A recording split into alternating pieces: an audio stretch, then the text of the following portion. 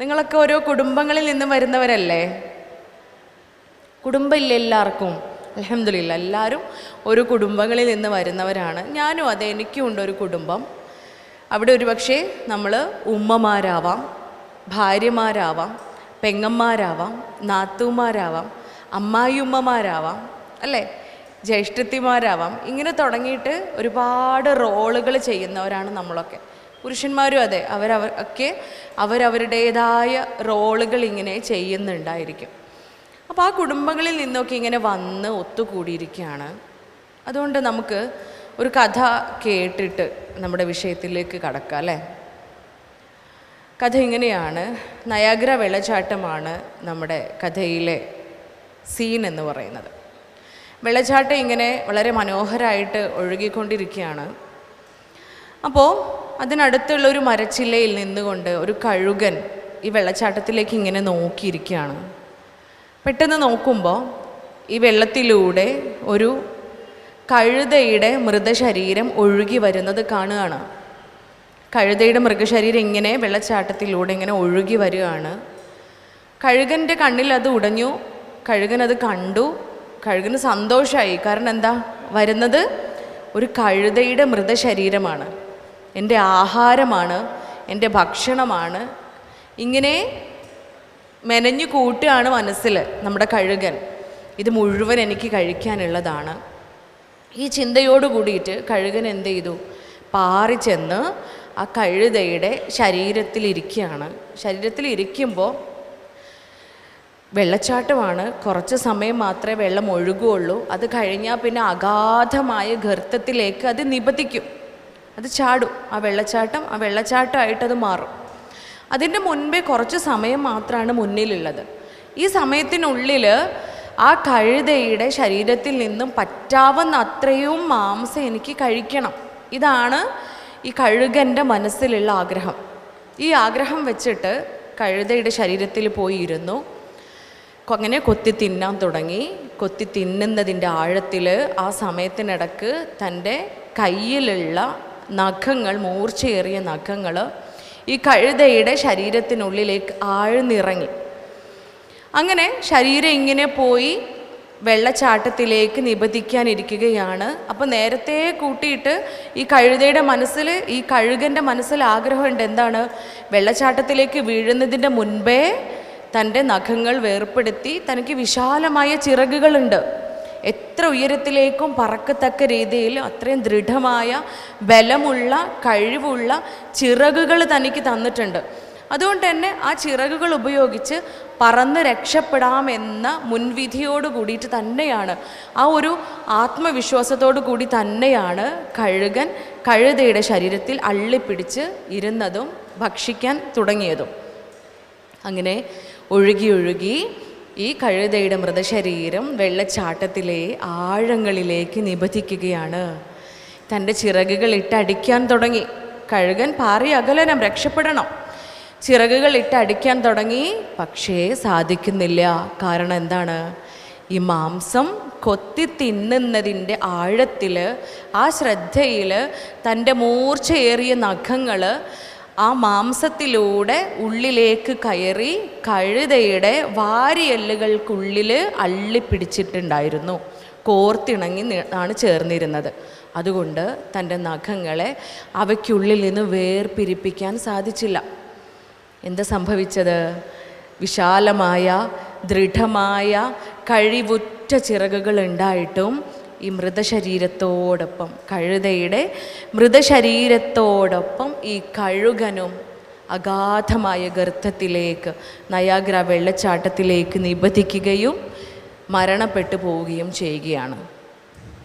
നോക്കൂ, ഇതൊരു കഥയാണല്ലേ, അല്ലേ? ഈ കഥ കേട്ട് കഴിയുമ്പോൾ എനിക്കും നിങ്ങൾക്കൊക്കെ നമ്മുടെയൊക്കെ ജീവിതവുമായിട്ട് ഇങ്ങനെ കണക്റ്റ് ചെയ്യാൻ സാധിക്കുന്നൊരു കഥയാണിത്, അല്ലേ? നമ്മളൊക്കെ ഈ ഭൂമിയിൽ ജനിച്ചു. അള്ളാഹുവിൻ്റെ വിധിപ്രകാരം, ദൈവവിധിപ്രകാരം നമ്മളെല്ലാവരും ഈ ഭൂമിയിൽ ജനിക്കുകയാണ്. നമ്മുടെ ഒന്നും തീരുമാനമായിരുന്നില്ല. നമ്മുടെ ഒന്നും ജനനം പോലും നമ്മുടെ ആരുടെയും തീരുമാനപ്രകാരമായിരുന്നില്ല സംഭവിച്ചത്. അങ്ങനെ നമ്മൾ ജീവിക്കുകയാണ്. ഈ ജീവിതത്തിനിടയിൽ ഒരുപാട് സംഭവങ്ങൾ നമ്മുടെ ജീവിതത്തിൽ ഉണ്ടായി. ഒരുപാട് ഘട്ടങ്ങളിലൂടെ നമ്മളൊക്കെ ഇങ്ങനെ കടന്നുപോയി. ഇപ്പോൾ നമ്മൾ ആ ഘട്ടങ്ങളിലെ ഏതൊക്കെയോ കുറേ ഘട്ടങ്ങൾ ഇങ്ങനെ ആസ്വദിച്ചു കൊണ്ടിരിക്കുകയാണ്, ജീവിച്ചു കൊണ്ടിരിക്കുകയാണ്. ആ ഘട്ടങ്ങളാണ് നേരത്തെ നമ്മൾ പറഞ്ഞതല്ലേ. അവിടെ നമ്മൾ ഉമ്മയാകാം, ഉപ്പയാകാം, ജ്യേഷ്ഠനാവാം, ജ്യേഷ്ഠത്തിയാവാം, അനുജനാവാം, അനുജത്തിയാവാം, മകനാവാം, മകളാവാം. ഇങ്ങനെ ഒരുപാട് റോളുകൾ, ഒന്നല്ല ഒരൊറ്റ റോളല്ല നമ്മൾ ആരും ആസ്വദിച്ചു കൊണ്ടിരിക്കുന്നത് അല്ലേ. ഒരുപാട് റോളുകൾ ഒരുപോലെ ആസ്വദിച്ചു കൊണ്ടിരിക്കുന്ന മനുഷ്യന്മാരാണ് നമ്മളൊക്കെ. ഇവിടെയൊക്കെ ഈ ഓരോ ഡ്യൂട്ടിയിലും ഓരോ മനുഷ്യന്മാർക്കിടയിലും തമ്മിലുള്ള ബന്ധങ്ങൾക്കിടയിൽ എപ്പോഴും സന്തോഷവും സമാധാനവും സംതൃപ്തിയും കണ്ടെത്താനാണ് നമ്മളൊക്കെ ആഗ്രഹിക്കുക അല്ലേ. ഞാനൊരാളെ പരിചയപ്പെട്ട് കഴിഞ്ഞാൽ ആദ്യം അയാളുടെ അടുത്ത് എന്താ പറയുക? ഞാനൊരു മുസ്ലിം മതവിശ്വാസി ആയതുകൊണ്ട് എൻ്റെ മതവിശ്വാസ പ്രകാരം എന്താ പറയുക? ഞാൻ സലാം പറയും അല്ലേ, അസ്സലാമു അലൈക്കും എന്ന് പറയും. അഥവാ അയാൾക്ക് സമാധാനത്തെ ഞാൻ വിഷയാണ്, സമാധാനം ഉണ്ടാവേണമേ എന്ന് ഞാൻ ആശംസിക്കുകയാണ്. തിരിച്ചും എനിക്കും സമാധാനം ഉണ്ടാവട്ടെ എന്നാണ് അവിടെ ആശംസിക്കുന്നത്. ഇനി സലാം പറയാത്ത ഒരാൾ എന്താ പറയുക? സലാം പറയാൻ ആഗ്രഹിക്കാത്ത ഒരാൾ എന്ത് ചോദിക്കും? ഒരാളെ കണ്ടുമുട്ടുമ്പോൾ എന്താ നമ്മൾ ചോദിക്കുക? എന്താ ചോദിക്കുക? ആദ്യം തന്നെ ഭക്ഷണം കഴിച്ചോ എന്നാണോ ചോദിക്കുക? ആ, വെരി ഗുഡ്, സുഖമാണോ എന്ന് ചോദിക്കും അല്ലേ. അല്ലേ, നമ്മൾ ആദ്യമായിട്ട് ഒരാളെ കാണുമ്പോൾ, നമ്മൾ നേരത്തെ പരിചയമുള്ള ഒരാളെ നമ്മൾ പെട്ടെന്നൊരു ദിവസം കാണുന്ന സമയത്ത് നമ്മൾ സുഖമാണോ എന്ന് ചോദിക്കും. എന്താ ചോദിക്കുന്നേ? സുഖമാണോ. ഗുരുവായൂർ ആരെങ്കിലും ദുഃഖമാണോ എന്ന് ചോദിക്കാറുണ്ടോ? ഉണ്ടോ? ഉണ്ടോ? ഇല്ല അല്ലേ, നമ്മൾ ചോദിക്കൂല. ദുഃഖമാണോ എന്ന് നമ്മൾ ചോദിക്കൂല. പക്ഷെ അവിടെ വ്യക്തമാണ്, സുഖത്തോടൊപ്പം മനുഷ്യനാണോ ചെറിയ ദുഃഖങ്ങളൊക്കെ ഉണ്ടാവും അല്ലേ. മനുഷ്യന്മാരാണ് നമ്മളൊക്കെ. സുഖ ദുഃഖ സമ്മിശ്രമാണ് നമ്മുടെയൊക്കെ ജീവിതം എന്ന് പറയുന്നത്. അതൊക്കെ അറിയാമെങ്കിലും നമ്മൾ ദുഃഖമാണോ എന്ന് ചോദിക്കാറില്ല. ദുഃഖമുണ്ടോ എന്ന് നമ്മൾ ഒരിക്കലും ഒരാളെ കാണുമ്പോൾ ചോദിക്കില്ല. നമ്മൾ എന്തിനാഗ്രഹിക്കുന്നത്? നമ്മുടെ മനസ്സിൻ്റെ ആഗ്രഹം എന്താണ്? എപ്പോഴും സുഖമാവണം, എപ്പോഴും സന്തോഷമാവണം, എപ്പോഴും സംതൃപ്തമാവണം ജീവിതം. ഈ ഒരു ആഗ്രഹം മനസ്സിലുള്ളത് കൊണ്ട് തന്നെയാണ് നാമുമായിട്ട് ബന്ധമുള്ള ഒരാളെ കണ്ടുമുട്ടുന്ന വേളകളിലൊക്കെ സുഖമാണോ എന്ന് ചോദിക്കുന്നത്. തിരിച്ചും എന്താ ചോദിക്കുക?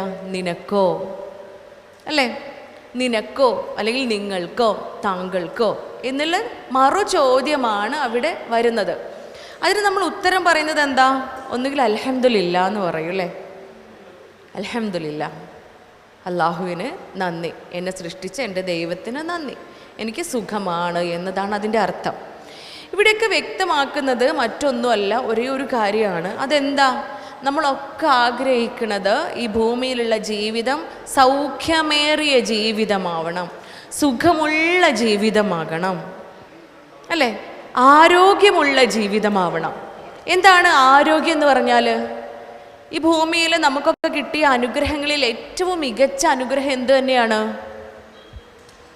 ഹെൽത്താണ് അല്ലേ, ആരോഗ്യം തന്നെയാണ്. ആരോഗ്യത്തിൻ്റെ മുകളിൽ മറ്റൊന്നുമില്ല. ആരോഗ്യം തന്നെയാണ് നമുക്ക് ലഭിക്കുന്ന ഏറ്റവും വലിയ അനുഗ്രഹം. അപ്പോൾ എന്താ ആരോഗ്യം എന്ന് വെച്ചാൽ എന്താണ്? ആരോഗ്യം എന്ന് പറഞ്ഞാൽ എന്താ? മുട്ടുവേദനയും ഊരവേദനയും ഷുഗറും പ്രഷറും കൊളസ്ട്രോളും തൈറോയിഡും ഒന്നുമില്ല. സോ എനിക്ക് ആരോഗ്യമുണ്ട് നമ്മൾ പറയുമോ? കുറച്ചൊക്കെ പറയാം അല്ലേ, ഇല്ലേ? പക്ഷെ ഉണ്ടല്ലോ, ആരോഗ്യത്തിന് ഒരു ഡെഫിനിഷൻ ഉണ്ട്. ആരോഗ്യത്തിന് വേൾഡ് ഹെൽത്ത് ഓർഗനൈസേഷൻ നൽകുന്ന ഒരു ഡെഫിനിഷൻ ഉണ്ട്, ഒരു നിർവചനമുണ്ട്. അതിങ്ങനെയാണ് പറയുന്നത്: ആരോഗ്യമെന്ന് പറഞ്ഞാൽ ശാരീരികമായും മാനസികമായും സാമൂഹികമായും ഒരു മനുഷ്യൻ അനുഭവിക്കുന്ന സുസ്ഥിരാവസ്ഥയാണ്, വെറും രോഗമില്ലാത്ത അവസ്ഥയല്ല. എന്താണ്? Health is physical, mental and social wellbeing, not merely the absence of diseases എന്നാണ് വേൾഡ് ഹെൽത്ത് ഓർഗനൈസേഷൻ പറയുന്നത്. അപ്പം നമ്മൾ ആലോചിക്കണം അല്ലേ, എന്തൊക്കെയാണ് ആരോഗ്യത്തിന് കൊടുത്ത ഡെഫിനിഷൻ?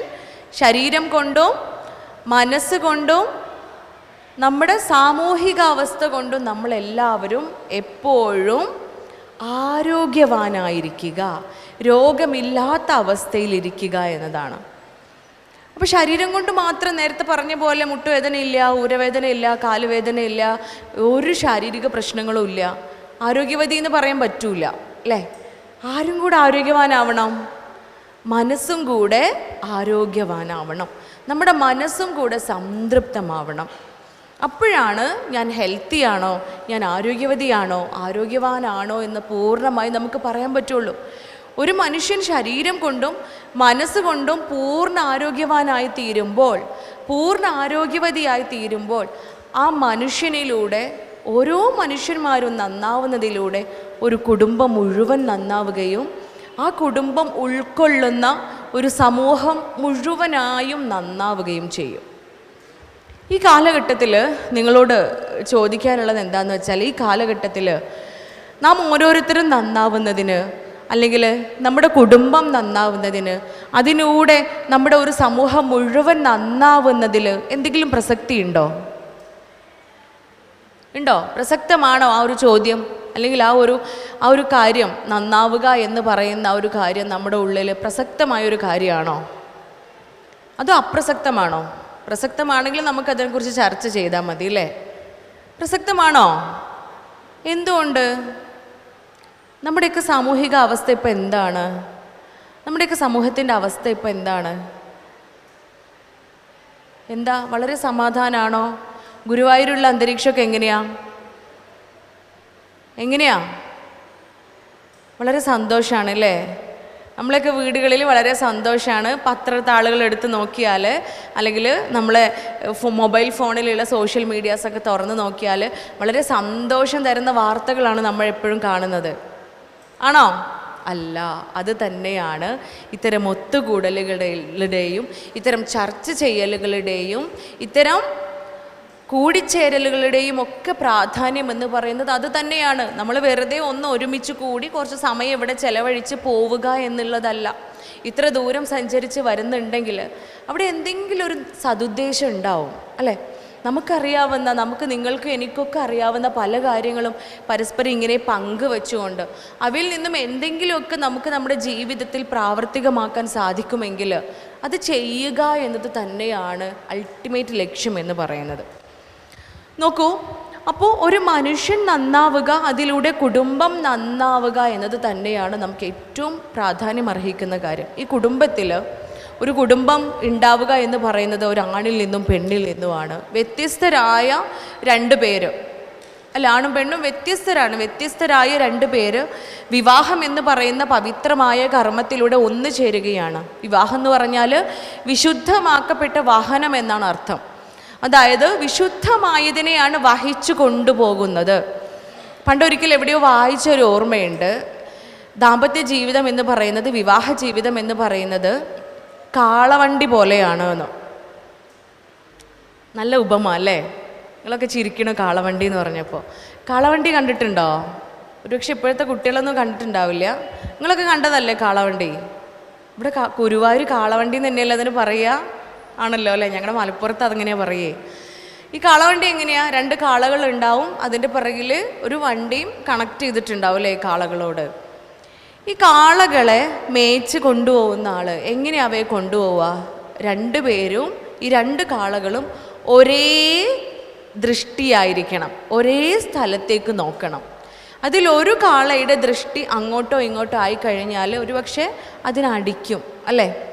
അതിനെ വേദനിപ്പിച്ചിട്ട് അതിൻ്റെ ദൃഷ്ടി, രണ്ടുപേരുടെയും ദൃഷ്ടി ഒരേ ഭാഗത്തേക്ക്, രണ്ടുപേരുടെയും നോട്ടം ഒരേ ഭാഗത്തേക്ക് ആക്കി വയ്ക്കും. ഇതെന്തിനു വേണ്ടിയിട്ടാ? അവരുടെ ദൃഷ്ടി, ഒരാളുടെ ദൃഷ്ടി അവിടെ നിന്ന് മാറിക്കഴിഞ്ഞാൽ, ഒരാളുടെ നോട്ടം മാറിക്കഴിഞ്ഞാൽ അത് ദിശ മാറിപ്പോവും. ആ വണ്ടി വഴി തെറ്റിപ്പോവും. അല്ലെങ്കിൽ റോഡിലൂടെ പോകുമ്പോൾ അതിൻ്റെ ചക്രങ്ങൾ ഒരു പക്ഷേ യഥാമാർഗത്തിലൂടെ സഞ്ചരിക്കാതെ അത് അടി തെറ്റി ഒരു പക്ഷേ വീണേക്കാം. ഇതുകൊണ്ടാണ് ഈ രൂപത്തിൽ മേയിച്ച് കൊണ്ടുപോകുന്നത്. ഇതുപോലെയാണ് കുടുംബജീവിതത്തിലെ ഇണകൾ എന്ന് വായിച്ച ഒരു ഓർമ്മയുണ്ട്. ചിന്തിച്ചു കഴിഞ്ഞപ്പോൾ ശരിയാണല്ലേ? ഇണകൾ രണ്ടുപേരും ഈ വിശുദ്ധമാക്കപ്പെട്ട വാഹനത്തിലുള്ള ഈ രണ്ടുപേരും ഒരേ സ്ഥലത്തേക്ക് നോക്കി ഒരേ ലക്ഷ്യത്തോടു കൂടിയിട്ട് ഒരേ കിനാവുകളും സ്വപ്നങ്ങളും കണ്ടുകൊണ്ട് മുന്നോട്ട് പോകുമ്പോൾ ആ ചങ്ങലയുടെ ബാക്കി കണ്ണികൾ, കുടുംബം എന്ന് പറയുന്ന ആ ചങ്ങലയുടെ ബാക്കി കണ്ണികളെല്ലാം ഏറ്റവും ദൃഢമുള്ളതായിരിക്കും. ആദ്യത്തെ 2 കണ്ണി എത്രത്തോളം ദൃഢമാണോ അത്രയേറെ ദൃഢമായിരിക്കും അതിൻ്റെ പിറകെ വരുന്ന മറ്റെല്ലാ കണ്ണികളും. ഈ ദാമ്പത്യമാകുന്ന ഈ ബന്ധത്തിൻ്റെ എല്ലാ അന്തസത്തയും എല്ലാ സ്വപ്നങ്ങളും കിനാവുകളും അതുപോലെ യാഥാർത്ഥ്യമാക്കുന്നതാണ് നമ്മുടെ മക്കൾ. ഇപ്പോൾ പലപ്പോഴും പുതിയ കാലഘട്ടത്തിൽ സന്തോഷമായിട്ട് ജീവിക്കുന്ന കുടുംബങ്ങൾക്കുള്ളിൽ അല്ലെങ്കിൽ വളരെ ആനന്ദത്തോടു കൂടിയിട്ട് ആഹ്ലാദത്തോടു കൂടിയിട്ട് ഇങ്ങനെ ജീവിക്കുന്ന കുടുംബങ്ങളിൽ കുഞ്ഞു കുഞ്ഞു പ്രശ്നങ്ങൾ അല്ലെങ്കിൽ ചെറിയ ചെറിയ സങ്കടങ്ങൾ, വിഷമങ്ങൾ ഒക്കെ ഉണ്ടാവാനുള്ള കാരണം ഒരു പരിധിവരെ നമ്മുടെ മക്കളുടെ വളർച്ചയിൽ ഉണ്ടാവുന്ന പല മാറ്റങ്ങളുമാണ് അല്ലേ. ഞാൻ ഏകദേശം 6 വർഷങ്ങളായി എൻ്റെ ക്ലിനിക്ക് ഞാൻ മാനസികാരോഗ്യ ക്ലിനിക്ക് കൂടിയായി അപ്ഗ്രേഡ് ചെയ്തിട്ട്. അന്ന് മുതൽ ഒരുപാട് കേസുകൾ ഞാൻ എൻ്റെ ക്ലിനിക്കിൽ കാണുന്നുണ്ട്. ഒരുപാട് നിരവധി പ്രശ്നങ്ങൾ, കേസുകൾ ഞാനിങ്ങനെ അറ്റൻഡ് ചെയ്തുകൊണ്ടിരിക്കുമ്പോൾ ഇവയെല്ലാം കൂടി ഇങ്ങനെ കണക്ട് ചെയ്ത് നോക്കുന്ന സമയത്ത് ഞാൻ പലപ്പോഴും എൻ്റെ മനസ്സിൽ ചിന്തിക്കാറുള്ളൊരു കാര്യമാണ്, ഒരു 90% ആളുകളുടെ പ്രശ്നങ്ങൾക്ക് കാരണവും അവരുടെ കുടുംബങ്ങളിൽ ഉണ്ടാവുന്ന ശിഥിലതയാണ്. അവരുടെയൊക്കെ കുടുംബ ബന്ധങ്ങൾക്കുള്ളിൽ ഉണ്ടാവുന്ന പ്രശ്നങ്ങളാണ്. ഒരു പക്ഷേ മക്കളിൽ ഉണ്ടാവുന്ന നമ്മൾ ആഗ്രഹിച്ചതുപോലെ, നമ്മൾ സ്വപ്നം കണ്ടതുപോലെ, കിനാവ് കണ്ടതുപോലെ, നമ്മുടെ പ്രതീക്ഷയ്ക്ക് അനുസരിച്ച് അല്ലെങ്കിൽ പ്രതീക്ഷയിൽ നിന്നും ചെറിയ ചെറിയ മാറ്റങ്ങളൊക്കെ സംഭവിക്കുമ്പോൾ അവിടെ ചെറിയ വേദനകൾ ഉണ്ടാവാൻ തുടങ്ങും അല്ലേ. അതുപോലെയാണ് ഏതുപോലെ ആദ്യം നമ്മൾ പറഞ്ഞു വെച്ച ഈ കഥ പോലെ അവിടെ കുറേ പ്രതീക്ഷകളുണ്ടായിരുന്നു. നമ്മുടെ കഴുകന് ഒരുപാട് പ്രതീക്ഷകളോട് കൂടിയിട്ടാണ് അത്രയും വലിയൊരു സാഹസികമായ കാര്യത്തിന് ഇറങ്ങിത്തിരിച്ചത് അല്ലേ. ആ ശരീരത്തിലിരിക്കുമ്പോൾ ഒരുപാട് പ്രതീക്ഷ ഉണ്ടായിരുന്നു.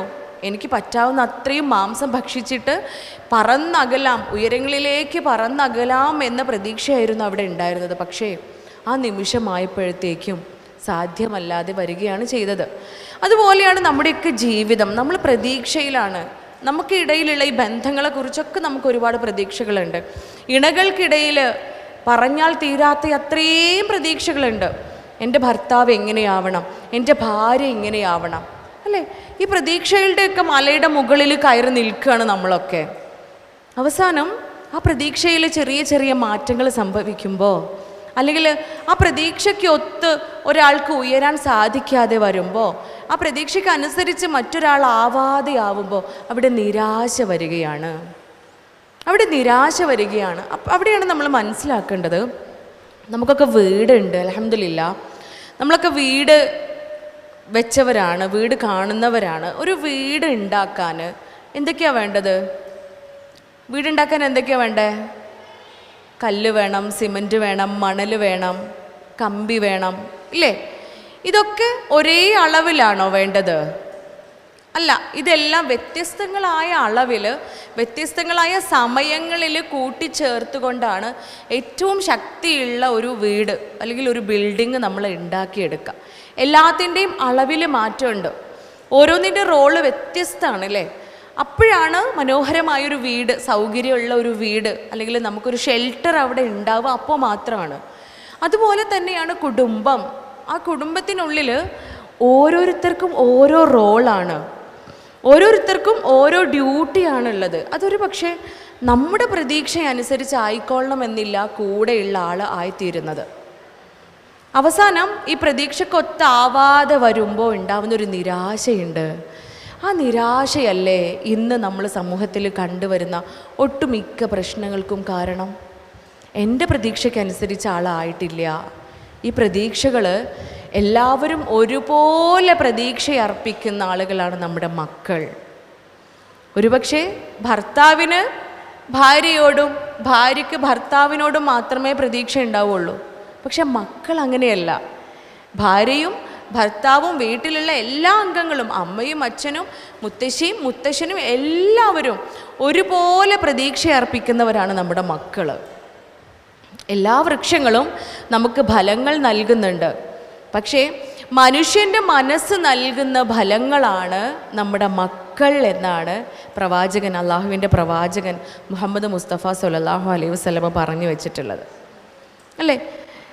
ഒരിക്കൽ വൈക്കം മുഹമ്മദ് ബഷീർ പറഞ്ഞു വെച്ചൊരു വരിയാണ്, നമ്മുടെ മക്കൾ എന്ന് പറയുന്നത് വേലിയിൽ വിളയുന്ന, വേലിക്കരികിൽ വിളയുന്ന വിള പോലെയാണ്. എന്താണ്? അവിടെ നമ്മൾ ആ വിളയെ സംരക്ഷിക്കാൻ വേണ്ടിയിട്ട്, കന്നുകാലികളിൽ നിന്നുമൊക്കെ ആ വിളയെ സംരക്ഷിക്കാൻ വേണ്ടിയിട്ട് വടി പിടിച്ച് നിൽക്കേണ്ടി വരുമെന്നാണ് വൈക്കം മുഹമ്മദ് ബഷീർ നമ്മെ ഓർമ്മിപ്പിക്കുന്നത്. അതുപോലെ തന്നെയാണല്ലേ നമ്മുടെ മക്കൾ. ശരിക്കും വേലിയിൽ വിളയുന്ന ആ വിളയ്ക്ക് ഒരു പ്രൊട്ടക്ഷനും ഇല്ല. അവിടെ ഒരാൾ കാവൽ നിന്നേ പറ്റൂ, അവിടെ ഒരാൾ കാവൽ നിൽക്കണം.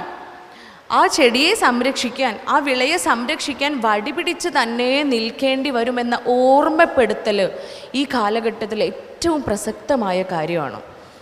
കാരണം ഈ മക്കളുടെ തലച്ചോറ് വളരുന്നത് 7 വയസ്സ് വരെ മാത്രമാണ്. ഒരു മനുഷ്യൻ പൂർണ്ണമായ ചിന്താശേഷിയുള്ള, നമ്മുടെ ഇംഗ്ലീഷുകാർ പറയുന്ന പോലെ ലേഡീസ് ആൻഡ് ജെൻറ്റിൽമാൻ എന്ന് അവർ അഭിസംബോധന ചെയ്യുക അല്ലേ. ലേഡീസ് ജെൻറ്റിൽമാൻ, എപ്പോഴും നമ്മൾ പൂർണ്ണമായൊരു ലേഡി അല്ലെങ്കിൽ ജെൻറ്റിൽമാൻ ആയി മാറുക എന്ന് ചോദിച്ചു കഴിഞ്ഞാൽ നമ്മുടെ തലച്ചോറിന് ഒരുപാട് ഭാഗങ്ങളുണ്ട്.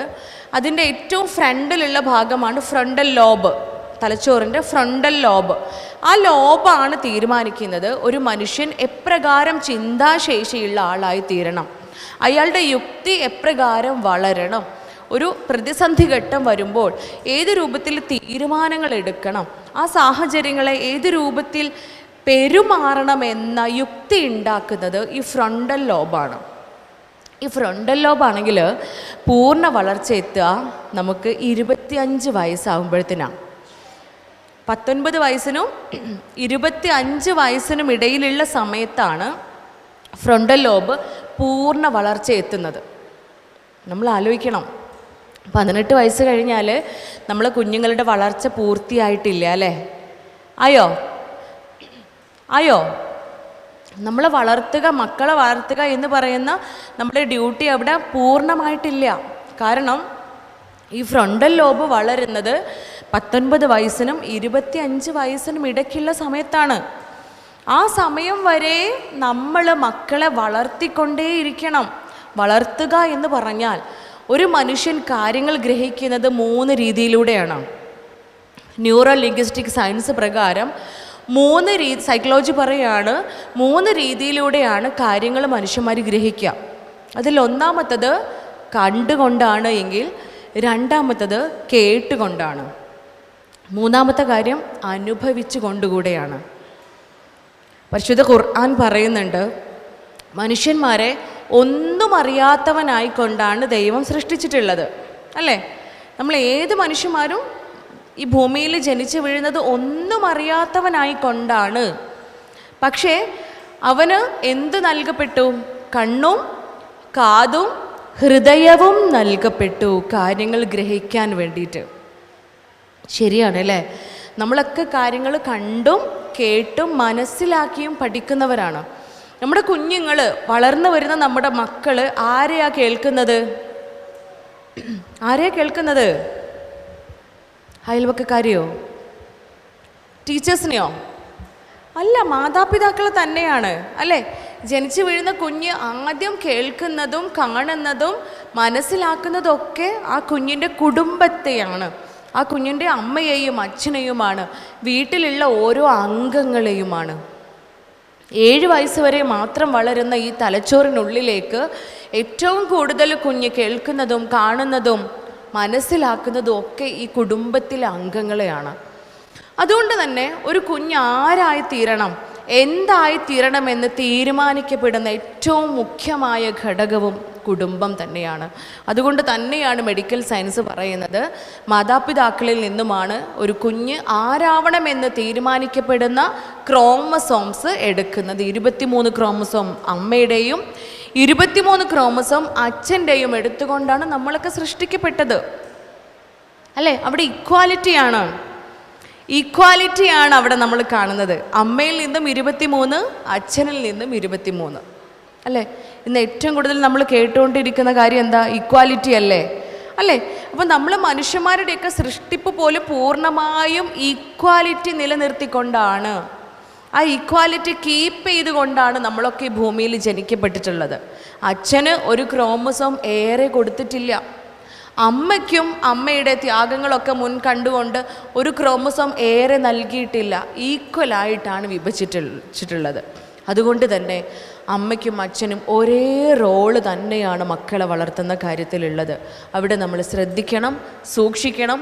എന്താണ് ഞങ്ങളിൽ നിന്നും കുഞ്ഞ് കാണുന്നത്, കേൾക്കുന്നത്, അനുഭവിക്കുന്നത്? ഇതിൻ്റെ ഒരു പ്രാധാന്യം എന്താണെന്ന് വെച്ച് കഴിഞ്ഞാൽ, ഈ അഡോളസൻ്റ് പീരീഡ്, കുട്ടികൾ 10 വയസ്സ് വരെ കുട്ടിക്കാലമാണ്. ഈ 10 വയസ്സ് വരെ പൂർണ്ണമായും അമ്മയിലും അച്ഛനിലും അവർ ഡിപ്പെൻഡഡ് ആയിരിക്കും. അമ്മയുടെയും അച്ഛൻ്റെയും മാത്രം മക്കളായിട്ട് വളരുന്ന സമയമാണ്. എവിടെ പോകുന്നുണ്ടെങ്കിലും നമ്മളടുത്ത് പെർമിഷൻ ചോദിക്കും. ഇല്ല, അമ്മയുടെ സാരിത്തുമ്പിലായിരിക്കും ഉണ്ടാവുക, അച്ഛൻ്റെ കൂടിയായിരിക്കും ഉണ്ടാവുക. എപ്പോഴും അനുമതിയോട് കൂടിയിട്ട് അല്ലെങ്കിൽ സമ്മതത്തോട് കൂടിയിട്ട് നമ്മുടെ അറിവോട് കൂടിയിട്ട് കാര്യങ്ങൾ ചെയ്യുന്നൊരു കാലഘട്ടമാണ്. പക്ഷേ 10 വയസ്സ് മുതൽ അവരുടെ ശരീരത്തിന് ചില മാറ്റങ്ങളൊക്കെ സംഭവിക്കുകയാണ്. അവരുടെ ശരീരത്തിനുള്ളിൽ പെൺകുട്ടികളാണെങ്കിൽ ഈസ്ട്രജൻ ഹോർമോണും ആൺകുട്ടികളാണെങ്കിൽ ടെസ്റ്റോസ്റ്റിറോൺ എന്ന് പറയുന്ന ഹോർമോൺസൊക്കെ ഉണ്ടാവുകയാണ്. ഈ ഹോർമോൺസ് ഉണ്ടാവുന്നതിൻ്റെ ഭാഗമായിട്ട് അവരിൽ ഒരുപാട് മാറ്റങ്ങൾ വരും.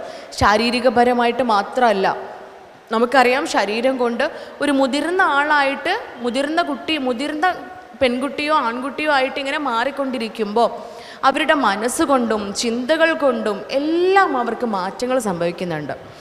ആ പീരീഡിനെ, ഈ കൗമാരപ്രായത്തെ അഡോളസൻ പീരീഡ് എന്നാണ് സൈക്കോളജി വിശേഷിപ്പിക്കുന്നത്. അഡോളസൻ പീരീഡ് എന്ന് പറഞ്ഞാൽ തന്നെ it's a transition period from childhood to adulthood. നോക്കൂ, വ്യക്തമാണ് അവിടെ ട്രാൻസിഷൻ പീരീഡ് എന്നാ പറയുന്നത്. ട്രാൻസിഷൻ എന്ന് പറഞ്ഞാൽ ചേഞ്ചിങ് പീരീഡാണ്. മാറ്റം സംഭവിച്ചു കൊണ്ടിരിക്കുന്ന, മാറിയ എന്നല്ല പറഞ്ഞത്. അവിടെ മാറിയിട്ടില്ല. നോക്കൂ, നമ്മൾ പിന്നെയും ചിന്തിക്കേണ്ട കാര്യമാണത്. മാറിയ അവസ്ഥയിലാണ് ഇപ്പോൾ നമ്മളൊക്കെ ഇരിക്കുന്നത്, അല്ലേ?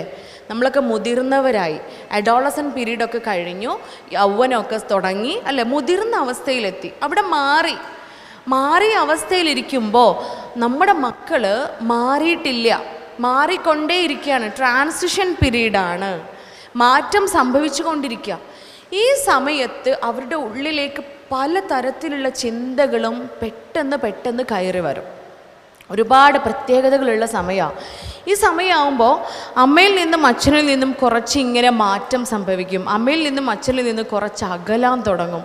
സ്നേഹം കുറയുന്നു എന്നതല്ല അതിനർത്ഥം. സ്നേഹമില്ലായ്മയല്ല, സ്നേഹരാഹിത്യമല്ല അവിടെ സംഭവിക്കുന്നത്. അവയ്ക്ക് ആ അമ്മയ്ക്കും അച്ഛനും കൊടുത്തിരുന്ന ആ റോളിലേക്ക് പ്രയോറിറ്റികൾ വരാൻ തുടങ്ങുകയാണ്, അല്ലേ? മനുഷ്യന്മാരെപ്പോഴും ബന്ധങ്ങൾക്ക് പ്രയോറിറ്റി ഉണ്ടാവും. 1 വയസ്സായൊരു കുഞ്ഞിന്, ആ കുഞ്ഞിന് ഏറ്റവും പ്രയോറിറ്റി ആരോടുള്ളത്?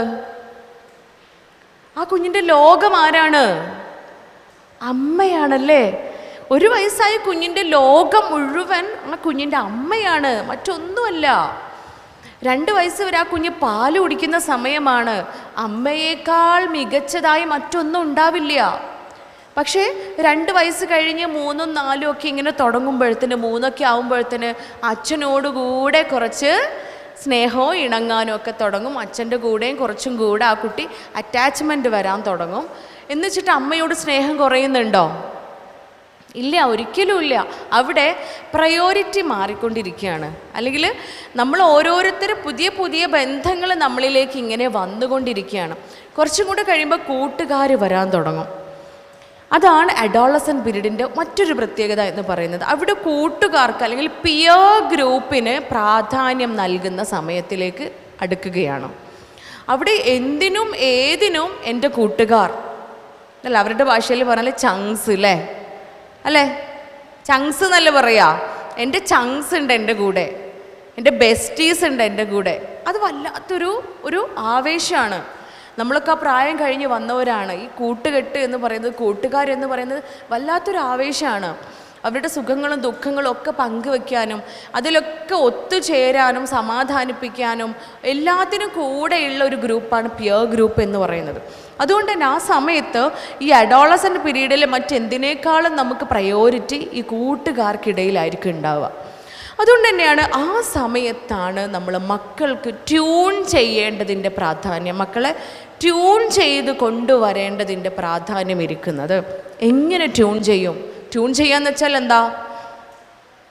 നമ്മൾ റേഡിയോ ഒക്കെ ഓണാക്കി കഴിഞ്ഞാൽ, റേഡിയോ ഇല്ലേ, റേഡിയോ ഒക്കെ ഓണാക്കിയ ഇൻസ്റ്റൻറ്റിൽ ക്ലാരിറ്റി ഇല്ലാത്ത സൗണ്ടല്ലേ നമ്മൾ കേൾക്കുക, അല്ല, ഒട്ടും ക്ലിയർ ഇല്ലാത്ത സൗണ്ടാണ് കേൾക്കുക.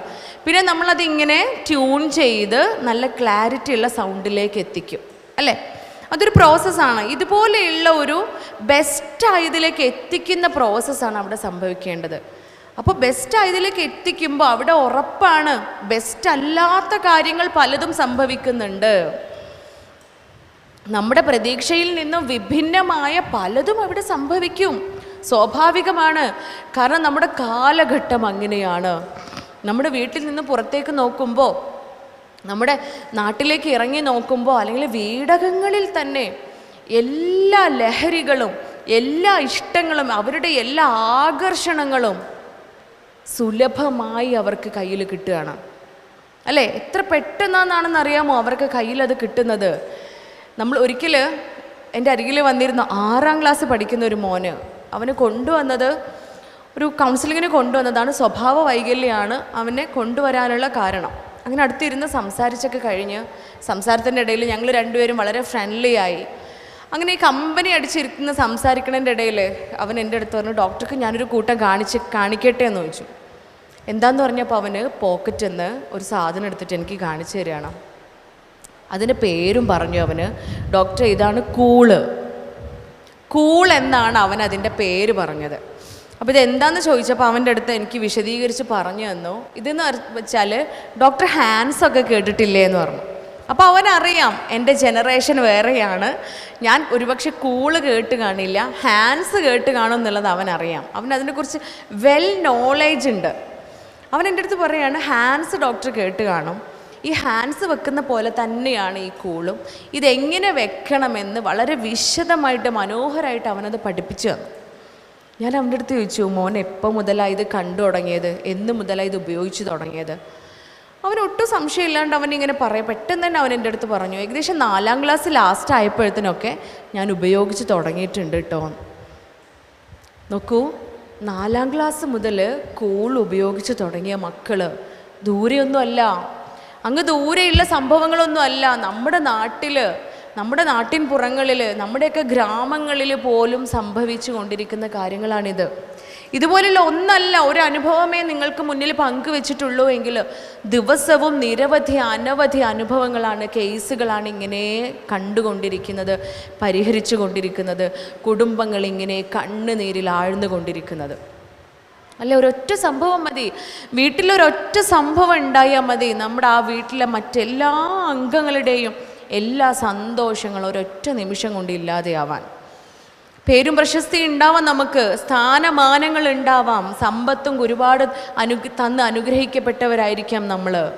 പക്ഷെ ഇതെല്ലാം ആസ്വദിക്കണമെങ്കിൽ, ഇതൊക്കെ നമുക്ക് കിട്ടിയതുപോലെ ജീവിതത്തിൽ ആസ്വദിക്കാൻ പറ്റണമെങ്കിൽ ഉണ്ടല്ലോ, ആ വീടിൻ്റെ ഉള്ളും കൂടെ സന്തോഷമുള്ളതാവണം.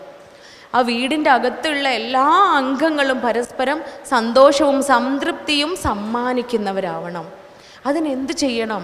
നമ്മൾ ഓരോരുത്തരും ഏറ്റവും നല്ലതാവണം. ഞാൻ നന്നാവുമ്പോൾ എൻ്റെ ചുറ്റുമുള്ളവരൊക്കെ നന്നാവും, അല്ലേ? നിങ്ങൾ ഓരോരുത്തരും നന്നാവുമ്പോൾ നിങ്ങൾക്ക് ചുറ്റുമുള്ളവരൊക്കെ നന്നാവും. അതിൻ്റെ ഭാഗം തന്നെയാണ് നമ്മുടെ മക്കൾ, അതിൻ്റെ ഒരു ഭാഗം തന്നെയാണ് നമ്മുടെ മക്കൾ. ഒരു അനുഭവം പങ്കുവെക്കുകയാണ്. +1 പഠിക്കുന്ന ഒരു പെൺകുട്ടിയെ കൗൺസിലിങ്ങിന് കൊണ്ടുവരികയാണ്. അങ്ങനെ ക്ലിനിക്കിൽ വന്നു. ആദ്യം ഉമ്മയാണ് ക്ലിനിക്കിൽ കയറി വന്നത്.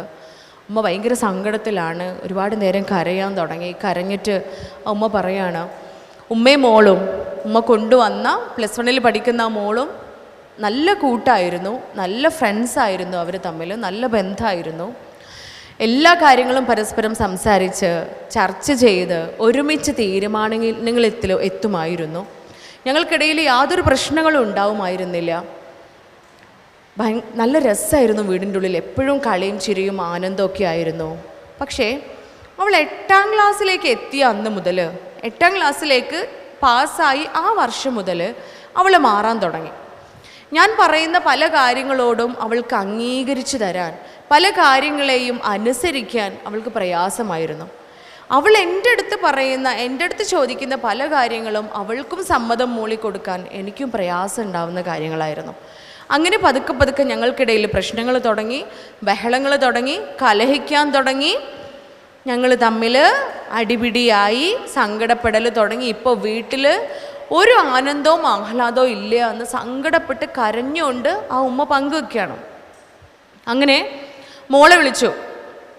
അമ്മ പറഞ്ഞത് മോളെക്കുറിച്ചാണ്, അതുകൊണ്ട് മോളെ വിളിക്കണം. അങ്ങനെ മോളെ ക്ലിനിക്കിനകത്തേക്ക് വിളിച്ചു. മോള് കയറി വന്നു. മോളെടുത്ത് ചോദിച്ചു, എന്താ മോളുടെ പ്രശ്നം എന്താ? അവളും കരയുന്നതായിരുന്നു, അവൾക്കും സങ്കടമാണ്, വിഷമമാണ്. കരച്ചിലൊക്കെ നിർത്തി അവളും പറഞ്ഞു തുടങ്ങി, ഞാനും എൻ്റെ ഉമ്മയും നല്ല സൗഹൃദത്തിലായിരുന്നു. എൻ്റെ ഏറ്റവും നല്ല ബെസ്റ്റ് ഫ്രണ്ട് എന്ന് പറയുന്നത് എൻ്റെ ഉമ്മ തന്നെയായിരുന്നു. എല്ലാ കാര്യങ്ങളും ഉമ്മയുടെ അടുത്ത് ഞാൻ പങ്കുവെക്കുമായിരുന്നു. പക്ഷേ ഞാൻ 8ാം ക്ലാസ്സിലെത്തിയ അന്ന് മുതൽ, 8ാം ക്ലാസ്സിലേക്ക് ഞാൻ പാസ്സായി അന്ന് മുതൽ എൻ്റെ ഉമ്മ മാറാൻ തുടങ്ങി. ഉമ്മ പറഞ്ഞത് എന്താണ്? മോള് മാറാൻ തുടങ്ങിയെന്നല്ലേ. മോള് പറയാണ് എൻ്റെ ഉമ്മ മാറാൻ തുടങ്ങി. എന്ത് മാറ്റമാണ് ഉമ്മയ്ക്ക് ഉണ്ടായതെന്ന് ചോദിച്ചപ്പോൾ അവൾ പറയാണ്, പിന്നീട് അങ്ങോട്ടേക്ക് ഞാൻ പറയുന്ന ഒരു കാര്യം എൻ്റെ ഉമ്മ എനിക്ക് അംഗീകരിച്ച് തരില്ല. ഒന്നിനെയും അംഗീകരിക്കാൻ പറ്റാത്ത സ്വഭാവമായിരുന്നു ഉമ്മയ്ക്ക്. ഒരു സ്വാതന്ത്ര്യം എനിക്ക് എൻ്റെ വീട്ടിലില്ല ഡോക്ടറെ. ഇപ്പോൾ ഞാൻ തികച്ചും ഒരു കൂട്ടിലടക്കപ്പെട്ട പക്ഷിയെ പോലെയാണ്. ഒരു സ്വാതന്ത്ര്യം എനിക്ക് എൻ്റെ ഉമ്മ വീട്ടിൽ തരുന്നില്ല. എനിക്ക് ജീവിക്കാൻ വയ്യ ആ വീട്ടിൽ എന്ന് വളരെ ഗദ്ഗതത്തോട് കൂടിയിട്ട് ആ കുട്ടി പങ്കുവെക്കുകയാണ്. അങ്ങനെ വീണ്ടും ഇവിടെ പ്രതിയാക്കപ്പെട്ടത് ആരാണ്? പ്രതി ആരാ? ആരെണ്ണേളങ്ങൾ കുറങ്ങുക. ആരാ പ്രതി? ഉമ്മയാണല്ലേ. ഉമ്മ തന്നെയാണ് പ്രതി. അത് മറ്റൊരു പ്രത്യേകതയാണ് കേട്ടോ. ക്ലിനിക്കിൽ ഈ വരുന്ന കേസുകളൊക്കെ, ഈ പരാതിയും പ്രശ്നങ്ങളൊക്കെ ആയിട്ട് വരുന്നവരൊക്കെ അവസാനം പരാതി പറഞ്ഞ് പ്രതിയാക്കപ്പെടുന്നത് ആരാന്നറിയോ? ഞാനും നിങ്ങളൊക്കെയാ. ഞാനും നിങ്ങളൊക്കെ ആരാ? ഉമ്മ അല്ലേ? ഞാനും നിങ്ങളൊക്കെ ഉമ്മമാരല്ലേ? ഞാനും ഉമ്മയാണ്, നിങ്ങളൊക്കെ ഉമ്മമാരാ. ഉപ്പമാരും ഉണ്ട് പ്രതികളുടെ കൂട്ടത്തിൽ അല്ലേ? ഈ മക്കളാണെങ്കിലും ആരൊക്കെയാണെങ്കിലും, ഇനിയിപ്പോൾ ഹസ്ബൻഡ് ആൻഡ് വൈഫ് പ്രോബ്ലം വരാറുണ്ട് ക്ലിനിക്കിൽ അല്ലേ? മിക്ക കേസുകളും അഡോളസൻ പീരീഡിലുള്ള കുട്ടികളാണ്. എങ്കിലും അതിക്കിടയിലും ഒരു 50% ബിലോ ആയിട്ടൊക്കെ ഹസ്ബൻഡ് ആൻഡ് വൈഫ് പ്രോബ്ലംസ് വരും. ഇവരുടെയും പ്രശ്ന കാരണം ആരായിരിക്കും എന്നറിയോ? പുരയിൽ ഒന്നും അറിയാതെ സമാധാനത്തോടെ ജീവിക്കുന്നുണ്ടാവും ഉമ്മയും ഉപ്പയും. അവരായിരിക്കും. പലപ്പോഴും അത്ഭുതം തോന്നാറുണ്ട്, ഞെട്ടാറുണ്ട് ഞാൻ, എങ്ങനെ സംഭവിക്കുന്നു എന്നുള്ളത്. അതാണ് നേരത്തെ പറഞ്ഞത്, ഈ ഒരു അനുഭവങ്ങളിൽ നിന്നൊക്കെ ഏറ്റവും അവസാനം ആറ്റിക്കുറുക്കിയെടുക്കുന്ന ഒരു ആൻസർ ഉണ്ട്. ആ ആൻസറിൽ ഞാൻ കണ്ടെത്താറുള്ളത് ഞാനും എൻ്റെ ഇണയും തന്നെയാണ്. ഞാനും എൻ്റെ ഇണയും ഏറ്റവും മനോഹരമാവുക, ഞാനും എൻ്റെ ഇണയുടെയും ബന്ധം ഏറ്റവും നല്ല ബന്ധമാവുക, ഞങ്ങൾക്കിടയിൽ സന്തോഷവും സമാധാനവും മാത്രം മറ്റുള്ളവർ കാണുക. പിന്നെ പരാതി പറയാൻ പറ്റുമോ? പിന്നെ പരാതി ഉണ്ടാവുമോ? ഇല്ല അല്ലേ? അത് തന്നെയാണ് അതിനുള്ള ഉത്തരം എന്ന് പിന്നെയും പിന്നെയും പിന്നെയും ഉറച്ചു പറഞ്ഞുകൊണ്ട് എൻ്റെ മക്കളിലേക്ക് വരികയാണ്. ഇവിടെ ഈ കുഞ്ഞുങ്ങൾ പരാതി പറയുന്നതൊക്കെ ഉമ്മമാരെയാണ്, ഉപ്പമാരെയാണ്. പ്രതിക്കൂട്ടിൽ അകപ്പെടുന്നത് നമ്മളല്ലാതെ മറ്റാരുമല്ല. അതിനെയാണ് നമ്മുടെ നാട്ടിൻപുറങ്ങളിലൊക്കെ വളർത്തു ദോഷം എന്ന് പറയുന്നത് അല്ലേ? അല്ലേ? എന്ത് സംഭവിച്ചാലും അവസാനം എന്താ പറയുക? വളർത്തു ദോഷം എന്നാണ് പറയുക. എനിക്കിപ്പോഴും ഓർമ്മയുണ്ട്, ഞങ്ങളുടെ അവിടെ ചുരമുണ്ട്, 2 ചുരങ്ങളുണ്ട്, നാടുകാണി ചുരവും അതുപോലെ താമരശ്ശേരി ചുരവും. വയനാട്ടിലേക്ക് കയറണമെങ്കിൽ ഈ 2 ചുരവും കയറണം. ഇതിൽ താമരശ്ശേരി ചുരമാണെന്നാണ് എൻ്റെ ഓർമ്മ. ഇവിടെ ബൈക്കിൽ പോയ 2 മക്കൾ ഒരു പാറക്കഷ്ണം ബൈക്കിൽ വീണിട്ട് മരണപ്പെടുകയാണ്. നിങ്ങളൊക്കെ ഒരു പക്ഷേ ആ വീഡിയോ കണ്ടിട്ടുണ്ടാവും.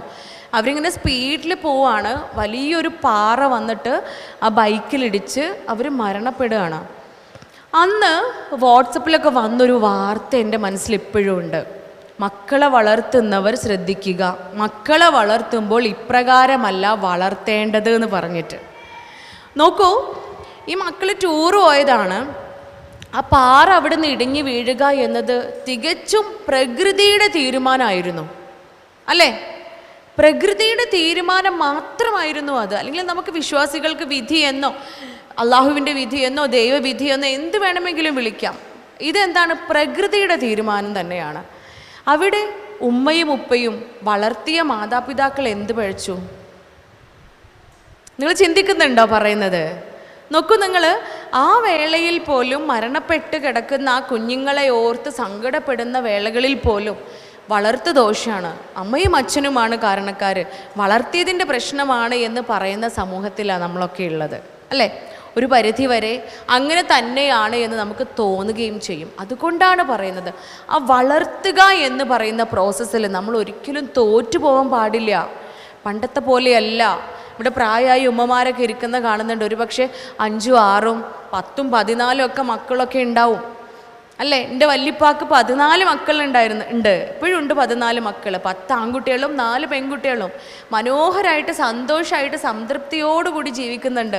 ഞങ്ങളെല്ലാവരും ഒരുമിച്ച് കൂടുമ്പോൾ എനിക്ക് തന്നെ തോന്നാറുണ്ട് ഇതൊരു ജില്ലയായി പ്രഖ്യാപിക്കാമല്ലോ എന്നൊക്കെ. അല്ല, അത്രയും രസമാണ് എല്ലാവരും കൂടെ കൂടുമ്പോൾ. അത് കൂട്ടുകുടുംബത്തിൻ്റെ മനോഹാരിതയാണ്. പക്ഷെ ഇപ്പോൾ അങ്ങനെയൊന്നും അല്ല.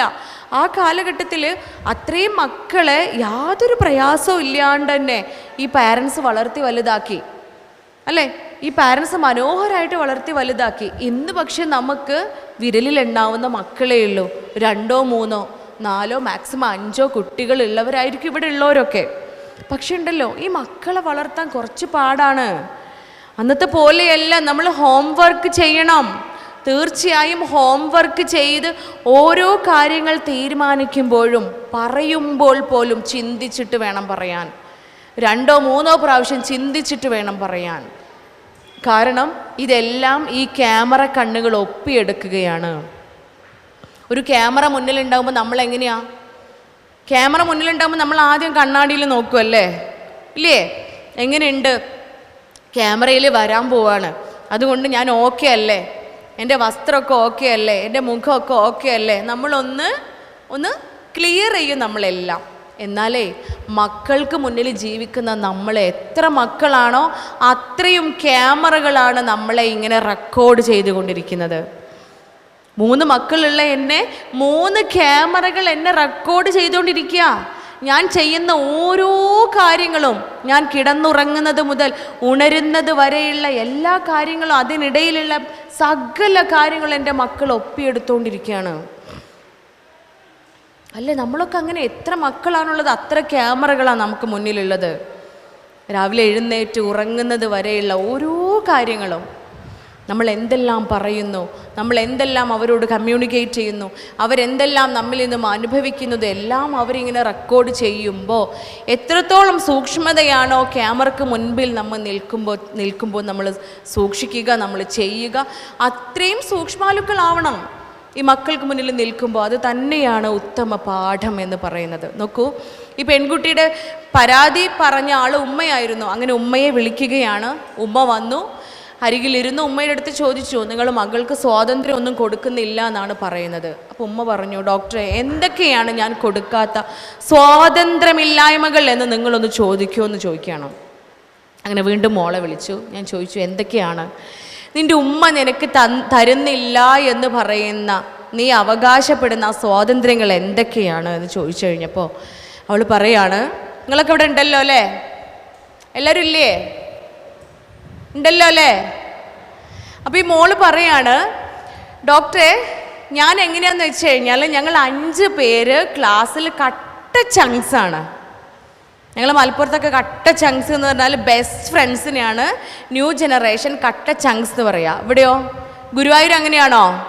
കട്ട ചങ്ക്സ് തന്നെയാണോ പറയുക? കുട്ടികളൊന്നും മിണ്ടണില്ല. നല്ല ന്യൂ ജനറേഷൻ മക്കളൊക്കെ ഇവിടെ ഇങ്ങനെ മൊഞ്ചത്തിമാരായി ഇരിക്കുന്നുണ്ട്. ഇവരൊന്നും മിണ്ടുന്നില്ലല്ലോ. ചങ്ക്സ് തന്നെയല്ലേ പറയുക? പേര് മാറ്റിയിരിക്കണം, നമുക്ക് പറയാൻ പറ്റില്ല. ഡേ ബൈ ഡേ ഇങ്ങനെ റിവൈസ് ചെയ്തുകൊണ്ടിരിക്കുകയല്ലേ പുതിയ പുതിയ ടെർമിനോളജീസ്.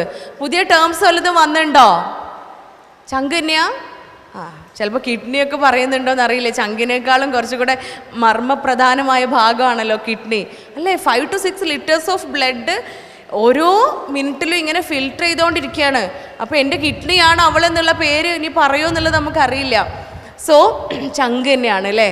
ചങ്കിനെ എന്ത് മനോഹരമായിട്ടല്ലേ അവർ അഭിസംബോധന ചെയ്യുന്നത്. നിങ്ങളൊന്ന് ഓർത്ത് നോക്കും, നമ്മളെ മക്കൾ എത്ര സ്നേഹമുള്ള കുട്ടികളാണ്. ചങ്ക് എന്ന് വെച്ചാൽ എന്താ? ചങ്ക് എന്ന് വെച്ചാൽ എന്താ അറിയില്ലേ? ചങ്ക് എന്താ? കഴുത്തല്ലേ ചങ്ക് അല്ലേ? ഗുരുവായൂർ ചങ്ക് വേറെ എന്തെങ്കിലുമാ? അല്ല, ഞങ്ങൾ മലപ്പുറത്തൊക്കെ ചങ്ക് എന്ന് പറഞ്ഞാൽ ഈ നെക്കാണ്, കഴുത്തിനാണ് ചങ്ക് എന്ന് പറയാം. ചങ്കിന് വളരെ പ്രധാനപ്പെട്ടൊരു ഭാഗമാണ് നമ്മളെ ബോഡിയിൽ. ചങ്കിലൂടെയാണ്, ഈ നെക്കിലൂടെയാണ് ജുഗുലാർ വെയിൻ, കരോട്ടിഡ് ആർട്ടറി പോലെയുള്ള പ്രധാനപ്പെട്ട നെർവ്സും പിന്നെ ആർട്ടറീസൊക്കെ കടന്നു പോകുന്നത്. മനസ്സറിഞ്ഞൊരു പിടുത്തം പിടിച്ചാലേ തീർന്ന് അല്ലേ? മനസ്സറിഞ്ഞ് ചങ്കിനിട്ടൊരു പിടുത്തം പിടിച്ചു കഴിഞ്ഞാൽ തീർന്നു. സോ ആ ചങ്കിനോട് അത്രയും നമ്മളെ ജീവൻ തുടിക്കുന്ന, നമ്മുടെ ജീവൻ ഇരിക്കുന്ന ആ ചങ്കിനോടാണ് അവരുടെ സുഹൃത്തുക്കളെ ഉപമിക്കുന്നത്. എത്ര മനോഹരല്ലേ ആ ബന്ധം അല്ലേ? അതിനൊക്കെ നമ്മളെ കുട്ടികളെ മാതൃകയാക്കിയേ പറ്റൂ. നമ്മുടെയൊക്കെ കാലത്ത് എങ്ങനെയായിരുന്നു?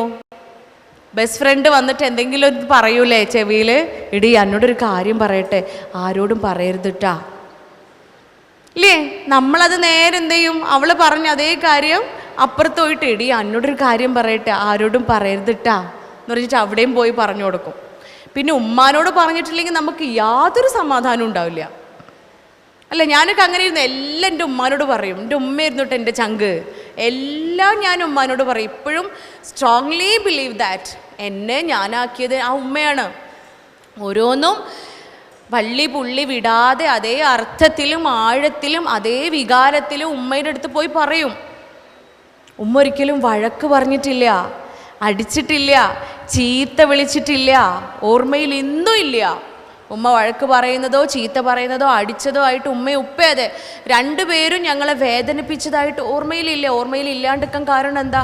അവരത് ചെയ്തിട്ടില്ല. അതിനർത്ഥം നല്ല കുട്ടിയായിരുന്നു എന്നാണോ? അല്ല, നമ്മളും കുട്ടിക്കാലവും കൗമാരവും ഒക്കെ കഴിഞ്ഞിട്ട് തന്നെയാണ് വന്നത്. പക്ഷേ അവിടെയൊക്കെ കുരുത്തക്കേടുകളും പ്രശ്നങ്ങളും ബഹളങ്ങളും ഒക്കെ ഉണ്ടായിട്ടുണ്ടാവും. അതിനെയൊക്കെ ചേർത്ത് പിടിച്ചുകൊണ്ട് എൻ്റെ മകളാണ്, എൻ്റെ മകനാണ്, ഞാനാണ് ഗുണദോഷിക്കേണ്ടത്, ഞാനാണ് മാർഗദർശിയാവേണ്ടത്, ഞാനാണ് വഴികാട്ടി എന്ന് പറഞ്ഞ് വളർത്തിയത് കൊണ്ട് തന്നെയാണ് ഒരു പക്ഷേ ഈ മൈക്ക് പിടിച്ചിട്ട് ഇപ്പോൾ നിങ്ങളുടെ മുന്നിൽ നിൽക്കുന്നത്. കാരണം അന്ന് ചങ്കായ ആരായിരുന്നു? ആ ഉമ്മയായിരുന്നു. എന്നേക്കാൾ അനുഭവ സമ്പത്തുള്ള, എന്നേക്കാൾ ലോകം കണ്ട, എന്നേക്കാൾ അറിവുള്ള, ഞാൻ നന്നാവണമെന്ന് എന്നേക്കാൾ ഏറ്റവും കൂടുതൽ ഈ ഭൂമിയിൽ ആഗ്രഹിക്കുന്ന ഒരേ ഒരാൾ അത് ഉമ്മയല്ലാതെ മറ്റാരാ അല്ലേ? നമ്മൾ ഏറ്റവും ഉന്നതങ്ങളിൽ എത്തണമെന്ന് എപ്പോഴും ഇങ്ങനെ ആഗ്രഹിക്കുന്നത് നമ്മുടെ മാതാപിതാക്കൾ മാത്രമാണ്. ഈ ചങ്കല്ല ആഗ്രഹിക്കുക. അതുകൊണ്ടല്ലേ 9ാം ക്ലാസ് പഠിക്കുന്ന കുട്ടി കൗൺസിലിങ്ങിന് വന്നതാ. അവൾ ഒറ്റക്ക് സ്കൂളിൽ വിട്ട് വരുമ്പോൾ, സ്കൂളിൽ കഴിഞ്ഞ് നടന്നു വന്നത് എൻ്റെ ക്ലിനിക്കിൻ്റെ മുന്നിലൂടെയാണ്. അവൾ കയറി വന്നിട്ട് പറഞ്ഞു, ഡോക്ടറെ നിങ്ങളിഞ്ഞത് എൻ്റെ ഉമ്മാനോട് ഉപ്പാനോടൊന്നും പറയാൻ നിൽക്കണ്ട, ഞാൻ ഒറ്റയ്ക്ക് വന്നതാണ്. എന്തേ പ്രശ്നം എന്ന് വെച്ചപ്പോൾ പറയാം, 9ാം ക്ലാസ്സിൽ ഞങ്ങളുടെ ക്ലാസ്സിൽ 30 പെൺകുട്ടികളാണ്. ഈ 30 പെൺകുട്ടികളിൽ 29 പെൺകുട്ടികളും സെറ്റായിട്ടുണ്ട്, ഞാൻ മാത്രം സെറ്റായിട്ടില്ല എന്ന്. കാര്യം മനസ്സിലായോ നിങ്ങൾക്ക്? സെറ്റാവാന്ന് വെച്ചാൽ എന്താ കിട്ടിയോ? സെറ്റാവാന്ന് വെച്ചാൽ അറിയില്ലേ? നിങ്ങളൊക്കെ എവിടെ ജീവിക്കണം? നിങ്ങൾക്കൊക്കെ മക്കളില്ലേ? നമ്മളെ കുട്ടികളുടെ വേർഡ്സാണ് അതൊക്കെ, അവരുടെ വാക്കാണ്. അവർക്കൊക്കെ ബോയ് ഫ്രണ്ട്സ് ഉണ്ട്, എനിക്ക് മാത്രം ബോയ് ഫ്രണ്ട് ഇല്ല ഡോക്ടറെ. ഇവരൊക്കെ എന്നെ കളിയാക്കാണ്. ഈ 29 എണ്ണവും എന്നെ കളിയാക്കാണ്, എന്നെ മോട്ടിവേറ്റ് ചെയ്യാണ്, ഞങ്ങൾ സെറ്റാക്കി തരാമെന്ന് പറഞ്ഞിട്ട് ഇല്ലേ? ഓള് മനസ്സിലാക്കണ്ടേ, ഓലൊക്കെ പടുകുഴിയിൽ ചാടി, ഓരൊക്കെ പടുകുഴിയിൽ വീഴാതെ ഇങ്ങനെ മൊഞ്ചായി വൈബാക്കി നടക്കണ ഓളയും കൂടെ തള്ളിയിടാനുള്ള പ്ലാൻ അല്ലേ അത് അല്ലേ? ഓളയും കൂടെ ഇങ്ങനെ എൻജോയ് ചെയ്ത് ജീവിതം ആർമാദിച്ച് വൈബാക്കി ഉത്തരവാദിത്തങ്ങളൊന്നും ഇല്ലാതെ പഠിച്ച് സന്തോഷമായിട്ട് നടക്കുന്ന ഓളയും കൂടെ വലിച്ച് ആ കുഴിയിലേക്ക് ഇടാനുള്ള മാർഗമാണ് നമ്മൾ മനസ്സിലാക്കുന്നില്ല അല്ലേ? അവിടെ മനസ്സിലാക്കും ആര്? ഈ ചങ്കായിട്ട് നമ്മളെ പാരൻസിനെ കാണുമ്പോൾ, ഉമ്മയെയും ഉപ്പയെയും ചങ്കായി കാണുമ്പോൾ അത് ഭയങ്കര രസമായിരിക്കും, അത് കുറച്ചും കൂടെ മനോഹരമായിരിക്കും.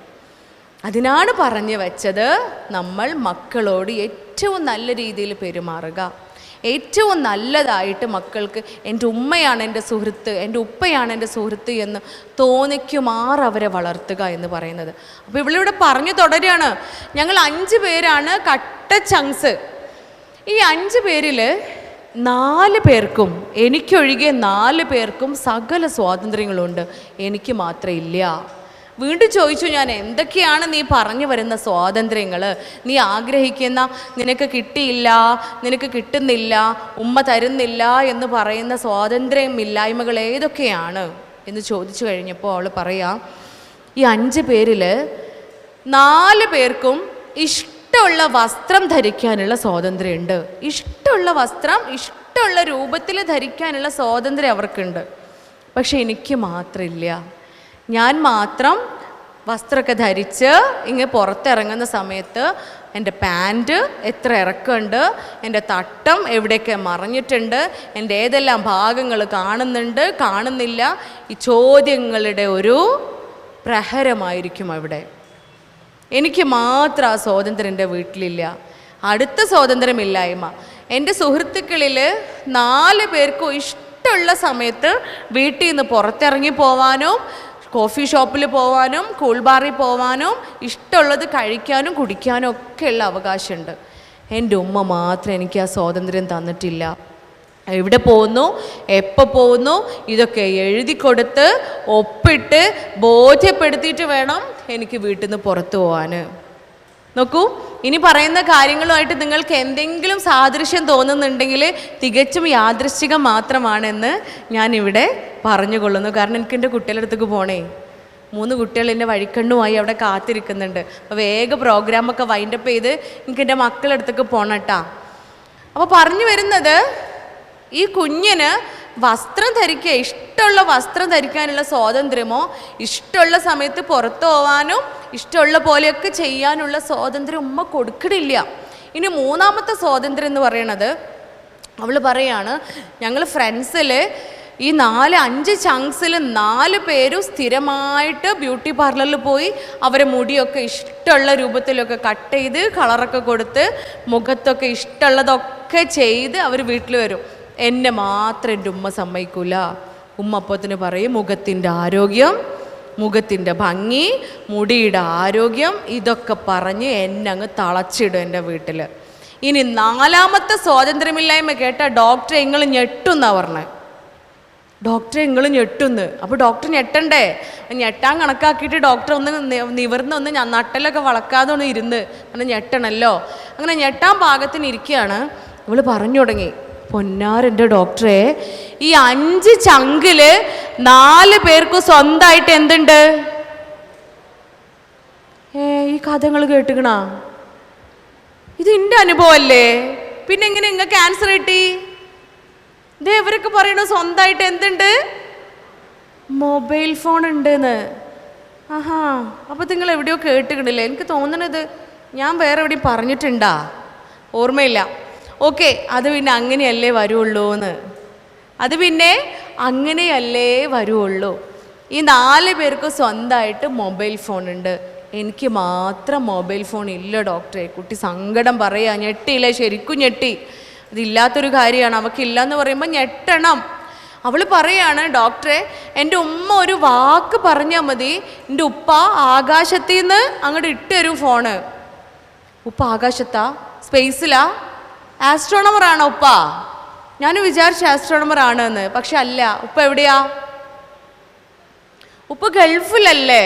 അപ്പോൾ ഏത് വേർഷൻ വേണമെന്ന് പറഞ്ഞാൽ മതി. മൊബൈൽ ഫോൺ ആൻഡ്രോയിഡ് വേണോ ഐഫോൺ വേണോ, ഏത് വേർഷൻ വേണമെന്ന് പറഞ്ഞാൽ അപ്പം എൻ്റെ ഉപ്പ അത് എനിക്ക് അയച്ചു തരും. പക്ഷെ ഉമ്മ പറയൂല. പക്ഷെ എൻ്റെ ഉമ്മ പറയൂല. ഉമ്മയ്ക്ക് എനിക്ക് യാതൊരു സ്വാതന്ത്ര്യങ്ങളും ഇല്ലാണ്ട് ഞാനിങ്ങനെ ജീവിക്കുന്നതാണ് ഉമ്മയ്ക്ക് ഇഷ്ടമെന്ന് പറഞ്ഞു വെക്കുമ്പോൾ പ്രതി വീണ്ടും വീണ്ടും വീണ്ടും ഉമ്മ തന്നെയാണ് അല്ലേ. അങ്ങനെ ആ ഉമ്മയെ വിളിപ്പിച്ചു. ഉമ്മ അരികിലിരിക്കുകയാണ്.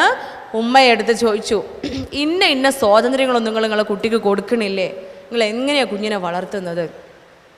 ഉമ്മ പറയാണ്, ശരിയാണ് ഡോക്ടറെ, ഇതൊന്നും ഞാൻ എൻ്റെ കുഞ്ഞിന് കൊടുക്കാത്ത സ്വാതന്ത്ര്യങ്ങൾ തന്നെയാണ്. പക്ഷേ ഓരോന്നിനെ കുറിച്ച് ഞാൻ വിശദീകരിച്ച് തരാം. എൻ്റെ വിശദീകരണം ഞാൻ തുടങ്ങുന്നത് അവസാനത്തെ സ്വാതന്ത്ര്യമില്ലായ്മയിൽ നിന്നാണ്. ആദ്യത്തേത് മുതലല്ല, അവസാനം പറഞ്ഞു വെച്ച ഒന്നുണ്ടായിരുന്നല്ലോ. അതെന്തായിരുന്നു? സ്വന്തമായിട്ട് മൊബൈൽ ഫോൺ ഉണ്ട് എന്ന് അല്ലേ. അവിടെ മുതൽ ഞാൻ തുടങ്ങട്ടെ എന്ന് ചോദിച്ചിട്ട് പെർമിഷനോട് കൂടിയിട്ട് ആ ഉമ്മ പറഞ്ഞു തുടങ്ങുകയാണ്, എൻ്റെ ഡോക്ടറെ, ഈ 5 ചങ്കുകളിൽ 4 സ്വന്തമായിട്ട് മൊബൈൽ ഫോൺ മാത്രമല്ല ഉള്ളത്. മൊബൈൽ ഫോണിൻ്റെ കൂടെ ഫ്രീ കിട്ടുന്ന ചാർജറും ഹെഡ്സെറ്റും അല്ലാതെ ഫ്രീ കിട്ടുന്നൊരു സാധനമുണ്ട്. അതെന്താ? മൊബൈൽ ഫോൺ പറഞ്ഞ സ്ഥിതിക്ക് അതും കൂടെ നിങ്ങൾ എന്നോട് പറഞ്ഞാളേ. അതന്നെ അല്ലേ, ബോയ് ഫ്രണ്ട്സ്, അല്ലെങ്കിൽ ബോയ് ഫ്രണ്ട്സിൻ്റെ അപ്ഗ്രേഡഡ് വേർഷനാണ് ബെസ്റ്റീസ് അല്ലേ. ബോയ് ഫ്രണ്ട്സ് ഒക്കെ ഇപ്പോൾ ഔട്ട്ഡേറ്റഡ് ആയിട്ടുണ്ട്. ഇപ്പോൾ പുതിയ അപ്ഗ്രേഡഡ് വേർഷൻ ഈസ് എന്താണ്? ബെസ്റ്റീസ് ആണ്. ഈ മൊബൈൽ ഫോണിൻ്റെ കൂടെ ഫ്രീ കിട്ടുന്നതാണ്. കാരണം മൊബൈൽ ഫോൺ എന്തിനാ? സൈലത്തിൻ്റെ ക്ലാസ് കേൾക്കാൻ അല്ലേ? എന്ത് പാരൻസ് നിങ്ങളൊക്കെ തെറ്റിദ്ധരിക്കാൻ പാടുണ്ടോ മക്കളെ? അവർ സൈലത്തിൻ്റെ ട്യൂഷൻ ക്ലാസ് കേൾക്കുകയല്ലേ? അല്ലേ അല്ലേ അല്ലേ ഞാൻ സൈലത്തിൻ്റെ പരസ്യം പറയാൻ വന്നതൊന്നും അല്ല കേട്ടോ. എൻ്റെ വായിൽ കിട്ടിയൊരു ട്യൂഷൻ സെൻറ്റർ അതാണെന്ന് മാത്രം. ഇനി സൈലമാവാം ഡോപ്പയാവാം ഏതും അവന് ഡോപ്പക്കാർക്ക് പരാതിയൊന്നും വരണ്ട. ഏത് ട്യൂഷൻ ആണെങ്കിലും നമ്മൾ ട്യൂഷൻ കേൾക്കല്ലേ, ക്ലാസ് കേൾക്കല്ലേ, ഹോംവർക്ക് ചെയ്യാനുള്ളത് PDF ആയിട്ട് ടീച്ചേഴ്സ് അയക്കല്ലേ മൊബൈൽ ഫോണിൽ. നിങ്ങൾ ആലോചിക്കണം അല്ലേ, നമ്മളൊക്കെ അങ്ങനെ ഓർത്ത് ചെല്ലുമ്പോഴൊക്കെ കുഞ്ഞ് ഫോണും പിടിച്ചിരിക്കുകയാണ്.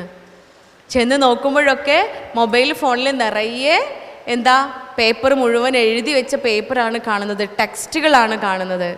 പക്ഷേ ഉണ്ടല്ലോ, അവിടെ നിന്ന് മറിഞ്ഞാൽ ഒരൊറ്റ ക്ലിക്ക് മതി അത് മുകളിലേക്ക് പോയി അതിൻ്റെ താഴെ പിന്നെ എന്താ ഉണ്ടാവുക? സ്നാപ്ചാറ്റ് ആയിരിക്കാം, അല്ലെങ്കിൽ ഇൻസ്റ്റഗ്രാം ആയിരിക്കാം, ഫേസ്ബുക്ക് ആയിരിക്കാം. ഫേസ്ബുക്കൊക്കെ ഔട്ട്ഡേറ്റഡ് അല്ലേ, ഇപ്പം ഇല്ലല്ലോ. ഇങ്ങനെ തുടങ്ങിയിട്ട് നമുക്കൊന്നും അറിയാത്ത കുറേ ആപ്ലിക്കേഷൻസ് ഉണ്ട്. എനിക്കിതൊക്കെ പഠിപ്പിച്ച് തരാറ് മുന്നിൽ വരുന്ന പെൺകുട്ടികളാണ്. അവരാണ് ഇതൊക്കെ പഠിപ്പിച്ച് തരാറുള്ളത്. പലപ്പോഴും ഉമ്മമാർ പരാതി പറയും, അതൊരു ക്രെഡിറ്റ് ആയിട്ട് പറയണതാണോ എന്ന് എനിക്ക് തോന്നാറുണ്ട് പലപ്പോഴും. നമുക്ക് പിന്നെ ഈ ഇൻസ്റ്റഗ്രാമിനെ പറ്റി സ്നാപ്ചാറ്റിനെ പറ്റിയൊന്നും അറിയില്ലല്ലോ എന്ന്. എന്തേ നമുക്കറിയാത്ത? കുഞ്ഞിന് മൊബൈൽ ഫോൺ കിട്ടുന്നതിൻ്റെ മുമ്പേ നമ്മുടെ കയ്യിലല്ലേ മൊബൈൽ ഫോൺ വന്നത് അല്ലേ? അല്ല എന്ന് പറയാൻ പറ്റുമോ?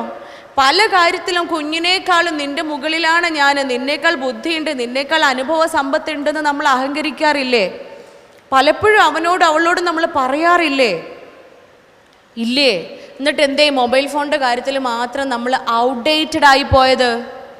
മൊബൈൽ ഫോണിൻ്റെ കാര്യത്തിൽ എന്തേ നമ്മൾ ഒരു തരത്തിലുള്ള ജ്ഞാനവും ഇല്ലാത്തവരായി, അക്ഷരജ്ഞാനം അതിനെക്കുറിച്ച് ഇല്ലാത്തവരായി പോകാൻ കാരണം എന്തേ? നമ്മൾ പഠിക്കാൻ ശ്രമിക്കുന്നില്ല എന്നല്ലേ? അല്ലേ?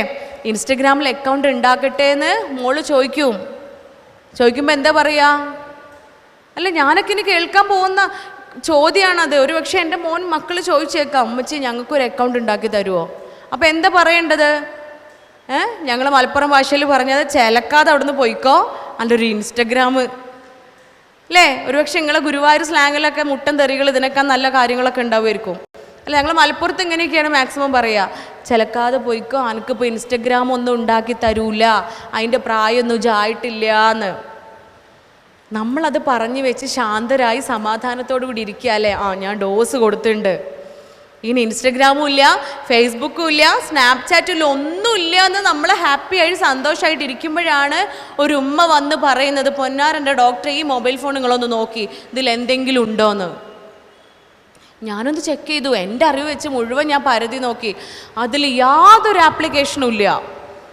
അവർ പറയാണ്, ഞാൻ എൻ്റെ ഉമ്മാനെ, പ്രായമായിട്ടുള്ള ഉമ്മ ഉണ്ട് വീട്ടിൽ, ആ ഉമ്മാനെ ഫോൺ വെച്ച് ചെയ്യാൻ വേണ്ടിയിട്ട് വിളിക്കാനൊരു ഫോണ് വേണമല്ലോ, അതിനു വേണ്ടി മാത്രമാണ് ഞാനിത് കൊണ്ടു നടക്കുന്നത്, ഈ ഫോണ് കൊണ്ടു നടക്കുന്നത്. ആ ഫോണിൽ യാതൊരു ആപ്ലിക്കേഷനും ഇല്ല. പക്ഷേ 4 ഇൻസ്റ്റഗ്രാം അക്കൗണ്ടിലൂടെ 40-ലേറെ ആളുകളോടാണ് ആ പെൺകുട്ടി ചാറ്റ് ചെയ്തുകൊണ്ടിരിക്കുന്നത്. 4 അക്കൗണ്ടിലൂടെ 40-ലേറെ ആളുകളോടാണ് ആ പെൺകുട്ടി നിരന്തരം പലതരത്തിലുള്ള മെസ്സേജസും അയച്ചുകൊണ്ടിരിക്കുന്നത്. അത് കണ്ടുപിടിക്കാൻ സാധിക്കുന്നില്ല അല്ലേ നമുക്ക്? ഇല്ല. കാരണം ടെക്നോളജി വൈസ് അത്രയും നമ്മളെക്കാൾ മുന്നിലാണ് നമ്മുടെ മക്കളുള്ളത്.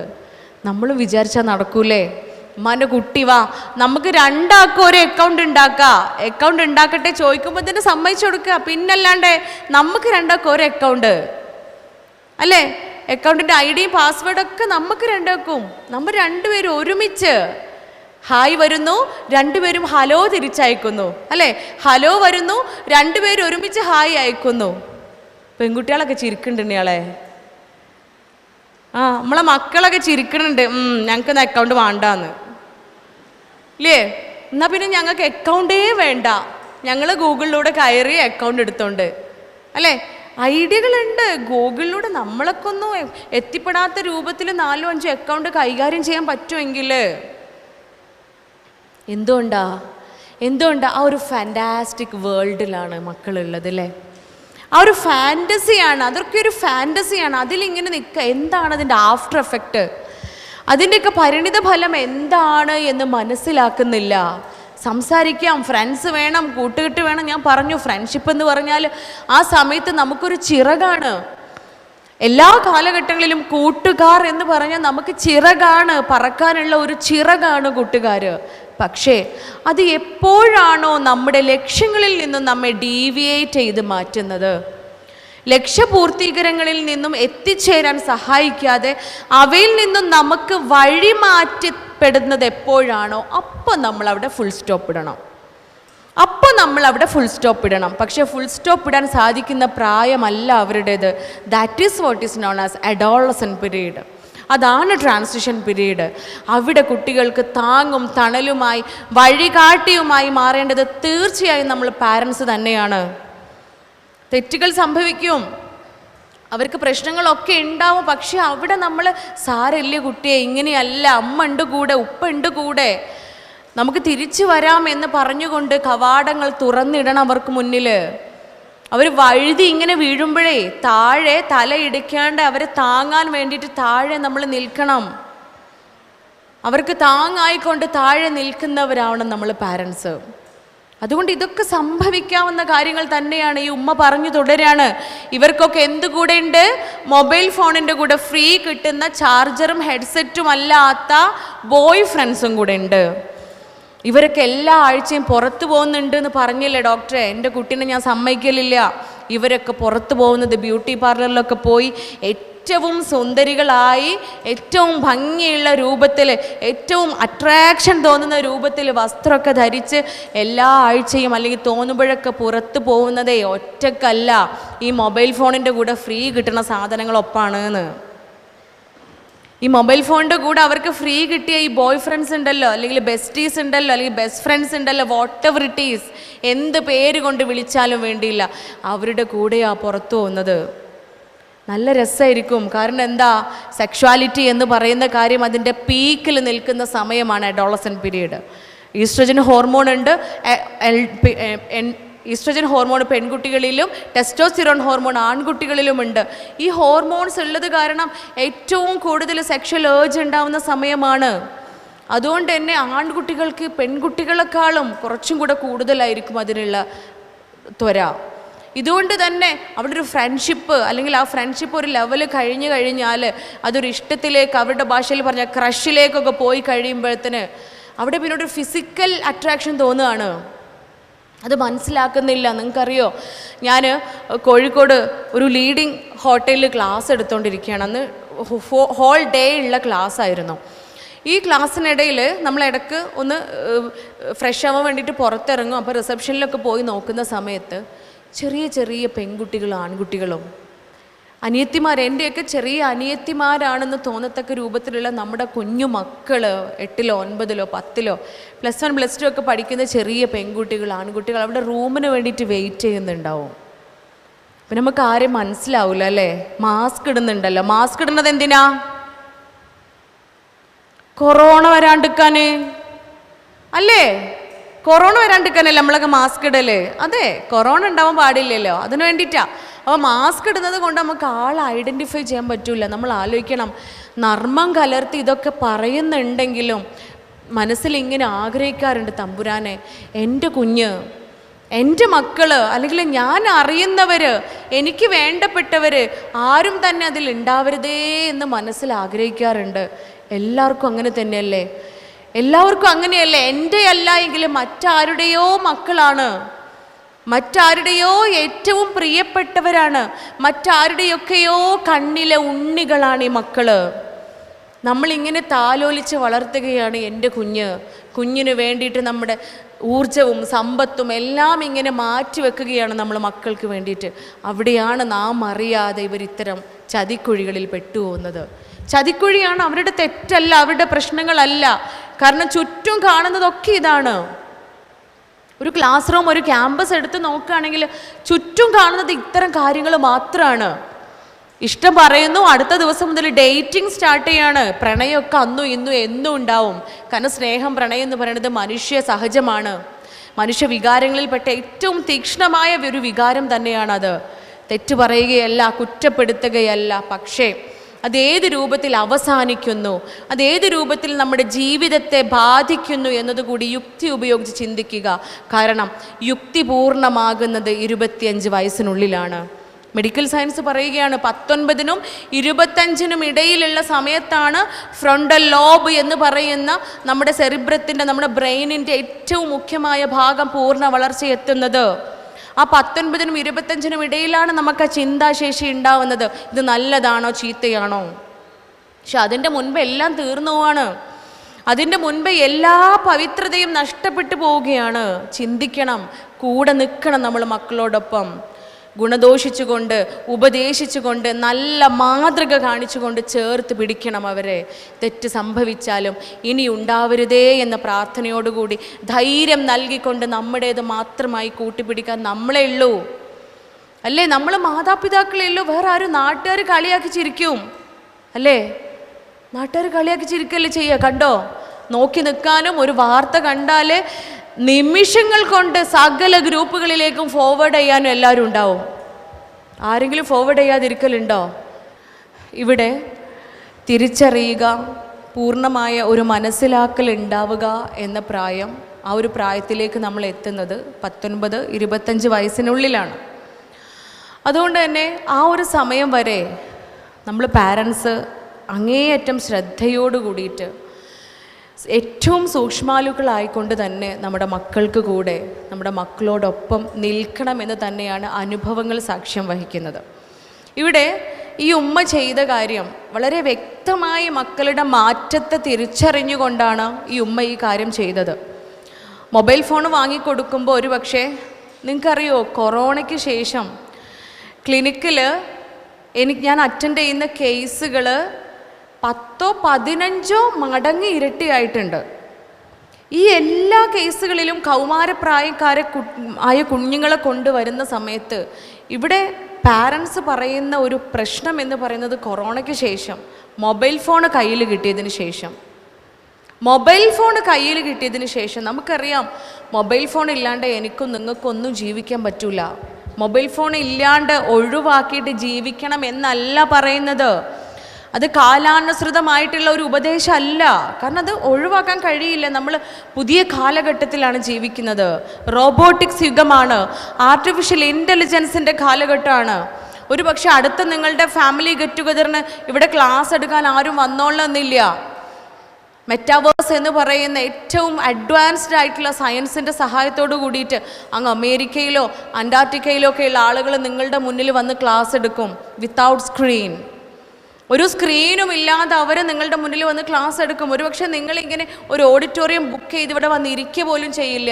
നിങ്ങൾ നിങ്ങളുടെ വീട്ടിൽ, നിങ്ങളുടെ ബെഡ്റൂമിൽ, നിങ്ങളുടെ ഇടങ്ങളിൽ സ്വൈര്യമായി ഇരുന്നു കൊണ്ട്, നിങ്ങളുടെ സ്വാതന്ത്ര്യത്തോടു കൂടി ഇരുന്നു കൊണ്ട് എല്ലാവരും ഒരുമിച്ച് ക്ലാസ് കേൾക്കുന്നൊരു പ്രതീതിയിൽ ആരെ കേൾക്കാനും ശ്രവിക്കാനും സാധ്യമാകും? ഒരുപക്ഷെ റോബോട്ട്സ് ആവാൻ ക്ലാസ് എടുക്കാൻ വരുന്നത്. അത്ര അഡ്വാൻസ്ഡ് ആണ് നമ്മുടെ കാലഘട്ടം. ആർട്ടിഫിഷ്യൽ ഇൻ്റലിജൻസിൻ്റെ കാലഘട്ടമാണ്. നമ്മുടെ മക്കൾ ആൽഫ ജനറേഷനാണ്. അവിടെ വിത്തൗട്ട് സ്ക്രീൻ നമുക്ക് ജീവിക്കാൻ കഴിയില്ല. എല്ലാം സ്ക്രീനിലൂടെ തന്നെയാണ്, മൊബൈൽ ഫോണിലൂടെ തന്നെയാണ്. പക്ഷേ അതിൻ്റെ അഡ്വാൻറ്റേജസും ഡിസഡ്വാൻറ്റേജസും നമുക്ക് വ്യക്തമായി പറഞ്ഞ് മനസ്സിലാക്കി കൊടുക്കാൻ പറ്റും. ഗുണങ്ങളും ദോഷങ്ങളും മനസ്സിലാക്കുക. ഒരുപാട് നിരവധി ഗുണങ്ങളുണ്ട്. ആ ഗുണങ്ങളെയൊക്കെ നമ്മൾ ആഗിരണം ചെയ്യുക, ദോഷങ്ങളെയൊക്കെ നമ്മൾ വിട്ട് കളയണം, അല്ലേ? അതിലുള്ള ലഹരികളാണ് ഗാംബ്ലിംഗ് എന്ന് പറയുന്നത്. പുതിയ കാലഘട്ടത്തിലെ ഗാംബ്ലിംഗ് എന്താ? പുതിയ കാലഘട്ടത്തിലെ ഗാംബ്ലിംഗ് മൊബൈൽ ഫോണാണ്. അത് ഗെയിംസ് ആവാം. ഗെയിം കളിക്കുക എന്ന് പറഞ്ഞാൽ എത്ര വലിയൊരു അഡിക്ഷൻ വരെ ഉണ്ടോ? നമ്മൾ ശ്രദ്ധിക്കണം. നമ്മുടെ മക്കൾ മൊബൈൽ ഫോണിൽ ഗെയിം കളിക്കുന്നുണ്ടോ നിർബന്ധമായും നമ്മൾ സ്റ്റോപ്പ് ചെയ്യിപ്പിക്കണം. നിർബന്ധമായിട്ട് നമ്മൾ സ്റ്റോപ്പ് ചെയ്യിപ്പിക്കണത്.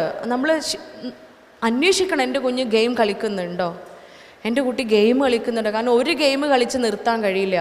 ഒരു ഗെയിമിൽ തോറ്റുപോയാൽ അടുത്ത ഗെയിമിൽ എന്താണെങ്കിലും എനിക്ക് ജയിക്കണം എന്നുള്ള വാശിയാണ് ഉണ്ടാവുക. ഒരു ഗെയിമിൽ ജയിച്ചാലോ, ഞാനിവിടെ ജയിച്ചില്ലേ, അടുത്തതിൽ ഞാൻ ജയിക്കും, അല്ലേ? ഇത് നിർത്താൻ കഴിയാതെ ഇങ്ങനെ തുടർന്ന് പോകുന്നൊരു ലഹരിയാണ്. അതുകൊണ്ട് ഗെയിം ഒരിക്കലും മക്കളെ കളിക്കാൻ പ്രോത്സാഹിപ്പിക്കരുത്, അനുവദിക്കരുത്, നിർത്തിപ്പിക്കണം. അതുപോലെ തന്നെയാണ് മൊബൈൽ ഫോണിലുള്ള മറ്റെല്ലാ ചാറ്റും കാര്യങ്ങളൊക്കെ. സ്നാപ്ചാറ്റ് എന്ന് പറയുന്ന ഒരു ആപ്ലിക്കേഷൻ തന്നെ എന്തിനാ?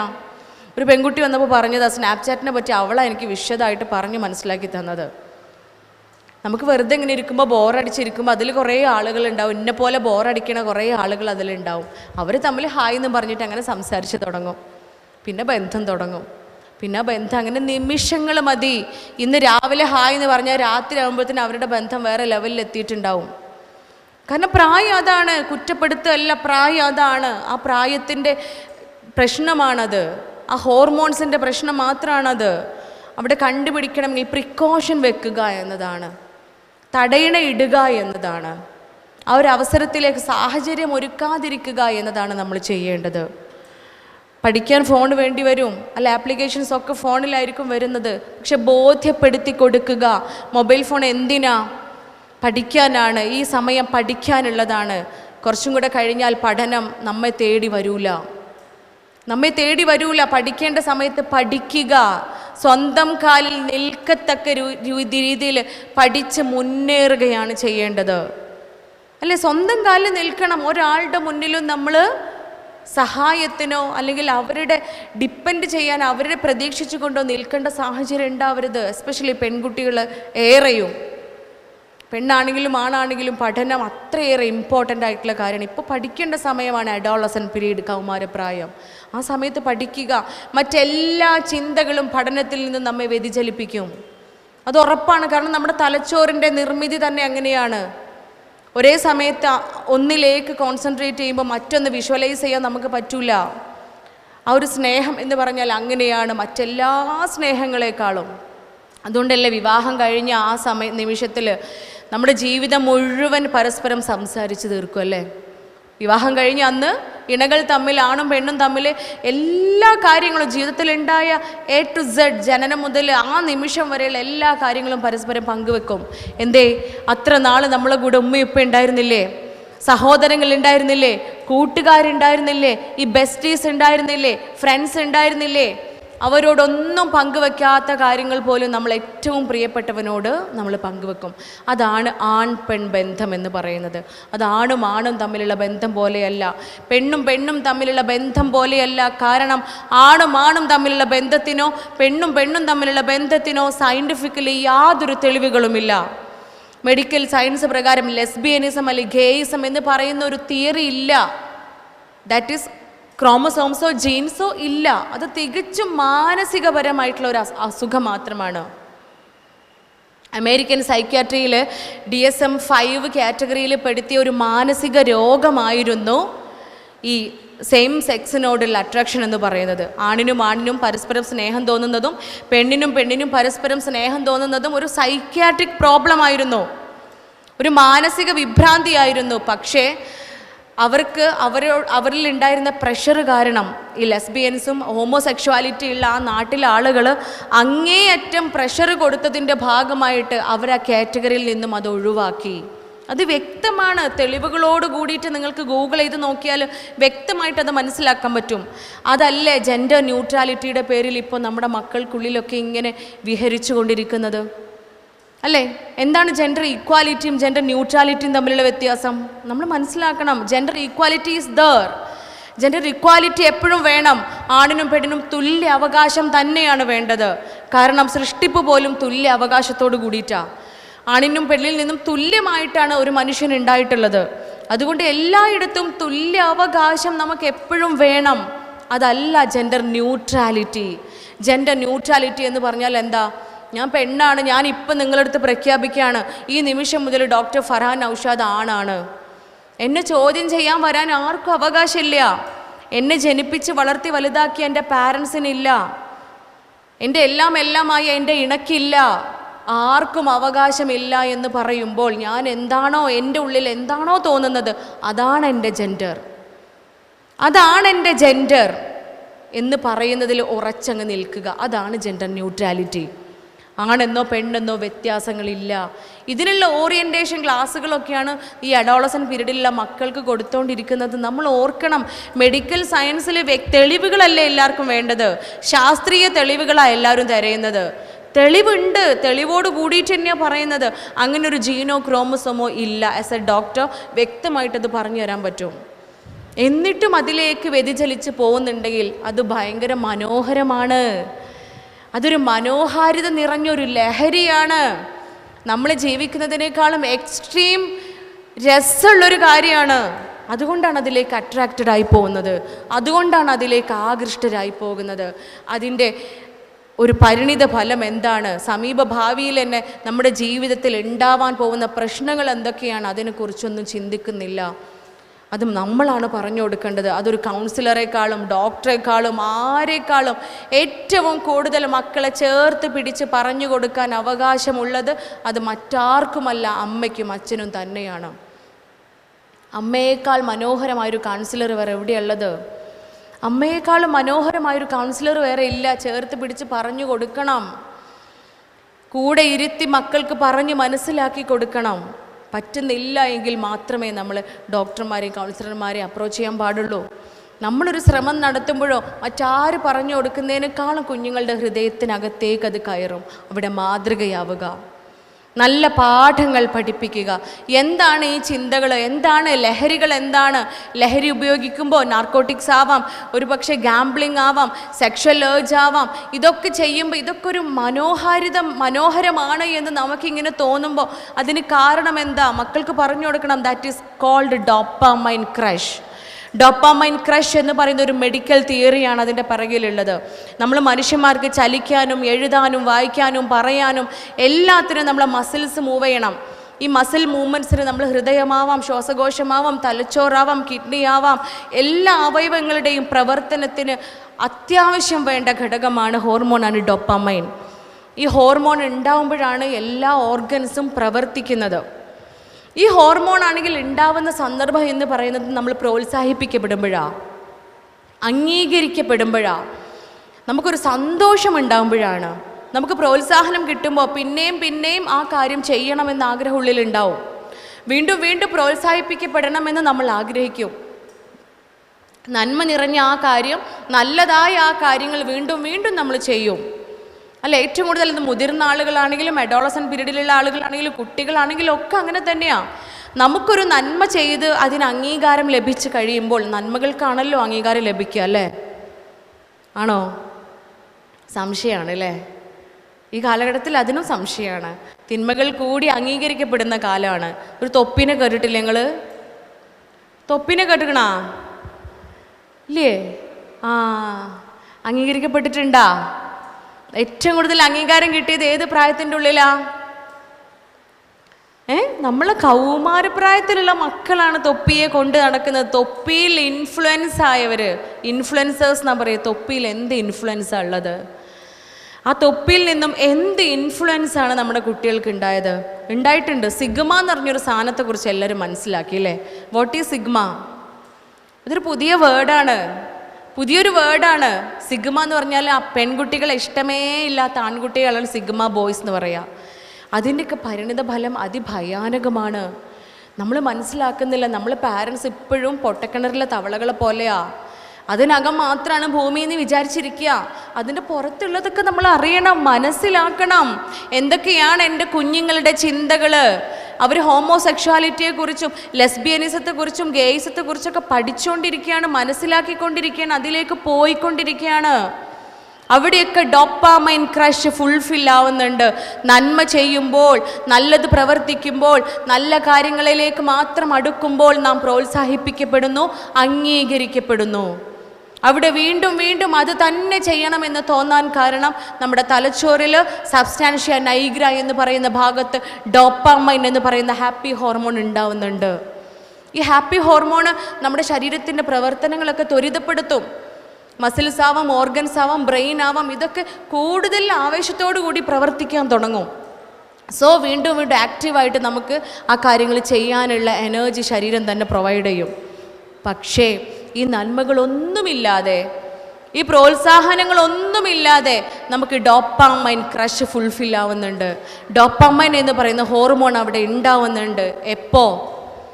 നാർക്കോട്ടിക്സ് ഉപയോഗിക്കുമ്പോൾ, ലഹരി പദാർത്ഥങ്ങൾ ഉപയോഗിക്കുമ്പോൾ, എനി സോർട്ട് ഓഫ് നാർക്കോട്ടിക്സ്, എല്ലാ തരത്തിലുള്ള ലഹരികൾ ഉപയോഗിക്കുമ്പോഴും അതെ അല്ലേ, ലഹരി ഉപയോഗിക്കരുത് എന്ന് പറഞ്ഞ് മനസ്സിലാക്കി കൊടുക്കണമെങ്കിൽ നമ്മൾ മാതാപിതാക്കൾ ഉപയോഗിക്കാത്തവരാവണ്ടേ, നമ്മൾ അതുമായി ബന്ധപ്പെടാത്തവരാവണ്ടേ. അരുതേ എന്ന് പറയണമെങ്കിൽ നമ്മളത് ചെയ്യുന്നില്ല എന്ന് ഉറപ്പിക്കണ്ടേ. മാതൃക കാണിക്കേണ്ടവരാണ് നമ്മൾ മാതാപിതാക്കളാണ് മക്കളുടെ മാതൃക. നമ്മൾ ഒഴിവാക്കുക, മക്കളെ പറഞ്ഞ് പഠിപ്പിച്ചു കൊടുക്കുക. ഏത് ലഹരി പദാർത്ഥത്തിൻ്റെ പുറത്താണ് ഇറ്റ് കോസസ് ക്യാൻസർ എന്ന് എഴുതി വെക്കാത്തത്? It is injurious to health എന്ന് എഴുതി വെക്കാത്ത ഏത് ലഹരി പദാർത്ഥമാണ് ഉള്ളത്? അത് പറഞ്ഞു കൊടുക്കണം. ലഹരി എപ്രകാരമാണ് നമ്മുടെ ശരീരത്തെയും മനസ്സിനെയും പൂർണ്ണമായും നശിപ്പിക്കുന്നത് എന്ന് ഉണർത്തണം. അനുഭവങ്ങളെ ചെന്ന് കൊണ്ടുപോയി കാണിച്ചു കൊടുക്കണം. ഡി അഡിക്ഷൻ സെൻ്ററുകളിൽ നമ്മളെ മക്കളെ കൊണ്ടുപോകണം. അനാഥ മന്ദിരങ്ങളിലും അഗതി മന്ദിരങ്ങളിലും കൊണ്ടുപോയി കാണിച്ചു കൊടുക്കണം. കാരണം അവർക്ക് അനുഭവങ്ങൾ കുറവാണ്. അവരുടെ അനുഭവങ്ങൾ മുഴുവൻ കാഴ്ചയും കേൾവിയുമാണ്. അല്ലേ, മൊബൈൽ ഫോണിലാണ് എപ്പോഴും ഷോർട്സാണ്, ഷോർട്ടായിട്ടുള്ള അനുഭവങ്ങൾ മാത്രമാണ് അവർക്കുള്ളത്. ബാക്കിയൊന്നും മക്കൾ കാണുന്നില്ല. അതുകൊണ്ട് നമ്മൾ കൊണ്ടുപോയി ഇൻറ്റൻഷനലി അവരുമായിട്ട് മാസത്തിലൊരിക്കൽ അല്ലെങ്കിൽ 2 ആഴ്ചയിലൊരിക്കൽ അല്ലെങ്കിൽ ആഴ്ചയിലൊരിക്കൽ കൊണ്ടുപോയി കാണിക്കുക. ഡി അഡിക്ഷൻ സെൻ്ററുകളിൽ കൊണ്ടുപോവുക, പാലിയേറ്റീവ് സെൻറ്റേഴ്സുകളിൽ കൊണ്ടുപോവുക, അഗതി മന്ദിരങ്ങളിലും അനാഥാലയങ്ങളിലും കൊണ്ടുപോവുക. പ്രയാസപ്പെടുന്നവരെയും കഷ്ടപ്പെടുന്നവരെയും കാണിച്ചു കൊടുക്കുക. ഉപദേശങ്ങൾ ആ കാഴ്ചയിലൂടെ പകർന്നു നൽകിക്കൊണ്ട് നമ്മൾ നൽകുക. പറഞ്ഞു കൊടുക്കണ്ട, പകർന്ന് നൽകിക്കൊണ്ട് അവരെ ഉണർത്തുകയാണ് ചെയ്യേണ്ടത്. അതാണ് ലഹരികൾ. അത് ഡോപ്പാമൈൻ ക്രഷ് അവിടെ ഫുൾഫിൽ ചെയ്യുന്നുണ്ട്. രണ്ടാമത്തേതാണ് ഗാംബ്ലിങ്. നേരത്തെ പറഞ്ഞ mobile phone, it's a kind of ചൂതാട്ടം. അത് ചൂതാട്ടം തന്നെയാണ് മൊബൈൽ ഫോൺസ്. നേരത്തെ പറഞ്ഞ പോലെ ഗെയിംസ് കളിച്ചു തുടങ്ങിയ പിന്നെ നിർത്താൻ പറ്റൂല അല്ലേ. 1 or 2 റീല് കണ്ട് തരാം ഉമ്മ എന്ന് പറഞ്ഞിട്ട് ഉമ്മാൻ്റെ അടുത്തത് മൊബൈൽ ഫോൺ വാങ്ങും. 2 റീല് കാണേണ്ട അടുത്ത് 200ാമത്തെ റീല് കണ്ടിട്ടായിരിക്കും നമുക്ക് ബോധം വരുന്നത്, 200 ആയി എന്നുള്ള ബോധം ഇല്ലേ. ഇതെന്താ സംഭവിക്കണത്? എന്താ നല്ല രസമാണ് കണ്ണിന്. കാരണം ബ്രെയിനും നമ്മളെ സെൻട്രൽ നെർവസ് സിസ്റ്റവും ഓട്ടോ നെർവസ് സിസ്റ്റവും തമ്മിൽ വലിയ പണിയൊന്നുമില്ല. ഇവർക്ക് കോർഡിനേറ്റ് ചെയ്തിട്ട് ഒരു പണി എടുക്കാനില്ല. ഈ 2 നെർവസ് സിസ്റ്റംസും തമ്മിൽ ഒരുപോലെ പ്രവർത്തിക്കുമ്പോഴാണ് ബുദ്ധി കൂടുക, അവിടെയാണ് ചിന്താശേഷി കൂടുക, അവിടെയാണ് ചിന്തിക്കാൻ സാധിക്കുക. ഇവിടെ അതൊന്നും സംഭവിക്കുന്നില്ല ഇല്ലേ. ഒരു നെർവിന് മാത്രമേ പണിയുള്ളൂ, കാണുക, കേൾക്കുക. ഇത് 2 മാത്രമേ ജോലി ചെയ്യുന്നുള്ളൂ. അവിടെ ബ്രെയിൻ പ്രവർത്തിക്കുന്നില്ല. അതുകൊണ്ട് നല്ല രസമാണ്. മസിൽസിനൊന്നും ഒരു മൂവ്മെൻറ്റ്സും വേണ്ട. മനസ്സിലാക്കുക, നമ്മുടെ സമയമാണ് അഡോളസെൻ്റ് പീരീഡ് എന്ന് പറഞ്ഞാൽ നമ്മൾ പഠിക്കുന്ന സമയമാണ്, വിലപ്പെട്ട സമയമാണ്. ഓരോ നിമിഷവും പഠിക്കാനുള്ള സമയമാണ്. 2 റീല് കാണുകയെന്ന് പറഞ്ഞാൽ 2 റീല് മതി, അത് കണ്ടിട്ട് കൊടുക്കണം അല്ല. ഒരു ലിമിറ്റ് വെക്കുക, പൂർണ്ണമായും ഒഴിവാക്കാനല്ല ഡോക്ടർ പറയുന്നത്. അല്ല, പുതിയ കാലഘട്ടമാണ്, അവിടെ അത് പറയാൻ സാധിക്കില്ല. നമുക്ക് ആർക്കും മൊബൈൽ ഫോൺ ഇല്ലാതെ ജീവിക്കാൻ സാധിക്കില്ല. പക്ഷെ ലിമിറ്റ് വെക്കുക. ഞാൻ എൻ്റെ ഫോൺ ഉപയോഗിക്കുന്നു, വ്യക്തമായ ധാരണ ഉണ്ടാവണം. എൻ്റെ പ്രൊഫഷൻ, എൻ്റെ കരിയർ, എൻ്റെ എഡ്യൂക്കേഷൻ, എൻ്റെ ബിസിനസ്, എൻ്റെ ജോബ്, ഇവയ്ക്ക് വേണ്ടിയിട്ടല്ലാതെ ഞാൻ എൻ്റെ മൊബൈൽ ഫോൺ ഉപയോഗിക്കുന്നില്ല എന്ന ഉറപ്പ് നമ്മൾ ഓരോരുത്തരും നമ്മുടെ ജീവിതത്തിൽ കൊണ്ടുവരിക. ഓരോ നിമിഷവും വിലപ്പെട്ടതാണ്. എൻ്റർടൈൻമെൻറ്റ് എന്നതിനൊരു ലിമിറ്റ് വെക്കുക. അപ്പോൾ നമ്മളെ മക്കൾ നമ്മെ മാതൃകയാക്കും അല്ലേ. ഫോണില്ലാത്ത, സ്ക്രീനില്ലാത്ത സമയങ്ങൾ മക്കൾക്കും കുടുംബത്തിനും ഇടയിൽ ഉണ്ടാക്കുക. ഞാൻ എൻ്റെ ഒരു അനുഭവം എല്ലാ ക്ലാസ്സുകളിലും പങ്കുവെക്കാറുണ്ട്. ഒരിക്കലൊരു ഫാമിലി പ്രോബ്ലം വന്നതാണ്. ഭാര്യയും ഭർത്താവുമാണ് വന്നത്. 2 പേരും ഗവൺമെൻറ് എംപ്ലോയീസാണ്. ഭയങ്കര പ്രശ്നങ്ങളാണ് അവർക്ക് ഉള്ളിലുള്ളത്. കുറേ സമയം ഇരുന്ന് സംസാരിച്ചു. അവസാനം ഞാൻ അവർക്കൊരു ഹോംവർക്ക് കൊടുത്തു. എന്താണെന്ന് വെച്ചാൽ 2 പേരും ഒരു ദിവസം ജോലിയൊക്കെ ലീവ് എടുത്ത് ഒരു ദിവസം വീട്ടിലിരുന്നിട്ട് മനോഹരമായിട്ടൊന്ന് സംസാരിക്കുക. അവർക്കുള്ളിൽ ഒരുപാട് കാര്യങ്ങൾ സംസാരിക്കാനുണ്ട്. ഞാൻ എൻ്റെ ക്ലിനിക്ക് 4 ദിവസം ഓഫ് ചെയ്ത് ഓരോ കൂടി ഇരുന്നിട്ടും കാര്യമില്ല, അത് തീരൂല. അപ്പോൾ 2 പേരും തന്നെ ലീവ് എടുത്തിട്ട് ഒരു ദിവസം ഒരുമിച്ച് വീട്ടിലിരിക്കാൻ വേണ്ടിയിട്ട് പറഞ്ഞു. അങ്ങനെ ആ ദിവസം കഴിഞ്ഞ് 3ാമത്തെ ദിവസം അവർ ക്ലിനിക്കിൽ വന്നു. 3ാമത്തെ ദിവസം ക്ലിനിക്കിൽ വന്നപ്പോൾ പണ്ടുള്ളതിനൊക്കെ പ്രശ്നം. പണ്ട് നേരത്തെ ആദ്യത്തെ ദിവസം എൻ്റെ അടുത്ത് വന്നതിനേക്കാളും പ്രശ്നങ്ങളായിട്ട് അവർ വന്നത്. തമ്പുരാനെ, എൻ്റെ കൗൺസിലിംഗ് തെറ്റിപ്പോയോ എന്നിങ്ങനെ സങ്കടപ്പെട്ട് വിഷമിച്ചിരിക്കുക. എന്ത് പറ്റി? ഇവർ വിശദീകരിച്ചു തന്നു. രാവിലെ നേരം വെളുത്തു, രണ്ടുപേരും ലീവൊക്കെ ഓഫീസിൽ വിളിച്ച് പറഞ്ഞു, വീട്ടിലിരിക്കുകയാണ്. അങ്ങനെ ഭാര്യ എന്ത് ചെയ്തു? അടുക്കളയിലാണ്, ഭക്ഷണം ബ്രേക്ക്ഫാസ്റ്റ് ഉണ്ടാക്കാനുള്ള പ്രിപ്പറേഷനിലാണ്. ബ്രേക്ക്ഫാസ്റ്റിന് വേണ്ടിയുള്ള കറിക്കൊക്കെ വേണ്ട കാര്യങ്ങളൊക്കെ ഹസ്ബൻഡ് അടുത്തിരുന്നിട്ട് അരിയാണ്. അങ്ങനെ സംസാരിക്കണമല്ലോ, ഒരുപാട് കാലങ്ങളായിട്ട് സംസാരിക്കാതെ വെച്ചൊരു കാര്യമുണ്ട്. ഈ വൈഫിനൊരു പ്രമോഷൻ വന്നിട്ടുണ്ട്. ആ പ്രമോഷൻ്റെ കാര്യം സംസാരിക്കാൻ വേണ്ടിയിട്ട്, പ്രമോഷൻ വിത്ത് ട്രാൻസ്ഫറാണ്. സോ ആ കാര്യം തൻ്റെ ഇണയുടെ അടുത്ത് സംസാരിച്ചിട്ടുണ്ടായിരുന്നില്ല. അപ്പോൾ ആ കാര്യം പങ്കുവയ്ക്കാൻ വേണ്ടിയിട്ട് ഇവർ തുടങ്ങുകയാണ്. അങ്ങനെ ഈ പ്രമോഷൻ്റെ കാര്യങ്ങൾ ഒന്നൊന്നായി ഇങ്ങനെ പറഞ്ഞു തുടങ്ങി. പറയുന്നതിനനുസരിച്ച് മൂപ്പർ അവിടെ നിന്ന് മൂളുന്നുണ്ട്. എന്ന് പറഞ്ഞിട്ട് മൂളാൻ കേൾക്കുന്നുണ്ട്. അപ്പോൾ മൂളൽ കേൾക്കുമ്പോൾ നമുക്ക് എന്താ, കേൾക്കുന്നുണ്ട് എന്നതിൻ്റെ ഒരു സൈനാണല്ലോ മൂളുക എന്ന് പറയുന്നത്. മനസ്സിലാവണില്ലേ നിങ്ങൾക്ക്? അപ്പോൾ ഈ മൂളലിനനുസരിച്ച് ഈ സ്ത്രീ അവരുടെ കാര്യങ്ങളൊക്കെ ഇങ്ങനെ പറഞ്ഞു കൊടുത്തു. എല്ലാം കഴിഞ്ഞ് അവസരം എന്ത് ചെയ്തു? ഇവർ വന്നിട്ട് തൻ്റെ ഹസ്ബൻഡിൻ്റെ അടുത്തിരുന്ന് എന്നിട്ട് പറഞ്ഞു, ഇപ്പം എന്താ നിങ്ങൾക്ക് തോന്നുന്നേ? ഇതൊക്കെ കേട്ടിട്ട് ഇനി എന്താ നിങ്ങളുടെ അഭിപ്രായം എന്താണെന്ന് ചോദിച്ചു. അപ്പം മൂപ്പര് കയ്യിലുള്ള ഫോൺ ഇങ്ങനെ താഴെ വെച്ചിട്ട് ചോദിക്കുക, ഇതിപ്പോൾ എന്താ പറയണത്? നീ ഇപ്പം എന്തിനെ കുറിച്ചാ പറയുന്നത് എന്ന്. അപ്പം അങ്ങ് അടയപ്പെട്ട ബെഡ്റൂമിൻ്റെ വാതിൽ പിറ്റേ ദിവസം എൻ്റെ അടുത്ത് ക്ലിനിക്കിൽ വരാൻ വേണ്ടിയിട്ട് ഡ്രസ്സ് ചെയ്ത് അവർ പുറത്തിറങ്ങുമ്പോഴാണ് തുറക്കണത്. എന്തേപ്പം ഉണ്ടായി? ഇവിടെ ആർക്കാ തെറ്റ് പറ്റിയത്? ആർക്കാ തെറ്റ് സംഭവിച്ചത്? യെസ്, മീ അല്ലേ? എനിക്കാണ് തെറ്റുപറ്റിയത്. ഡോക്ടർക്കാണ് തെറ്റുപറ്റിയത്. എനിക്ക് മാത്രമാണ് തെറ്റുപറ്റിയത്. കാരണം എന്താ? ഹോംവർക്ക് കൊടുക്കുമ്പോൾ വിത്ത് ഇൻസ്ട്രക്ഷൻ ആവണം നമ്മൾ കൊടുക്കേണ്ടത്, അല്ലേ? ഇൻസ്ട്രക്ഷൻസ് കറക്റ്റ് ആവണം. ഞാൻ അവിടെ ഒരു പാഠം പഠിച്ചു. ഇത്തരം ഹോംവർക്കുകൾ ദമ്പതികൾക്കിടയിൽ കൊടുക്കുമ്പോൾ ഡോക്ടറെ വിത്തൗട്ട് സ്ക്രീൻ എന്നത് നിങ്ങൾ പറയണമെന്ന് എൻ്റെ തലച്ചോറ് എന്നെ പഠിപ്പിച്ചു. ഇല്ലേ? ലീവ് എടുത്ത് നിൽക്കണം.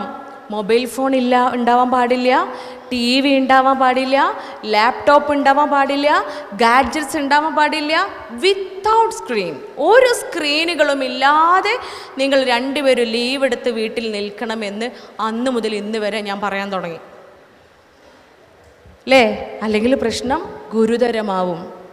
ഈ മൊബൈൽ ഫോൺ തന്നെയാണ് ഒട്ടുമിക്ക പ്രശ്നങ്ങളുടെയും കാരണം, അല്ല? ഒട്ടുമിക്ക പ്രശ്നങ്ങളുടെയും കാരണം അത് തന്നെയാണ്. നമ്മുടെ അഭിവാജ്യ ഘടകമാണ് മൊബൈൽ ഫോണ്.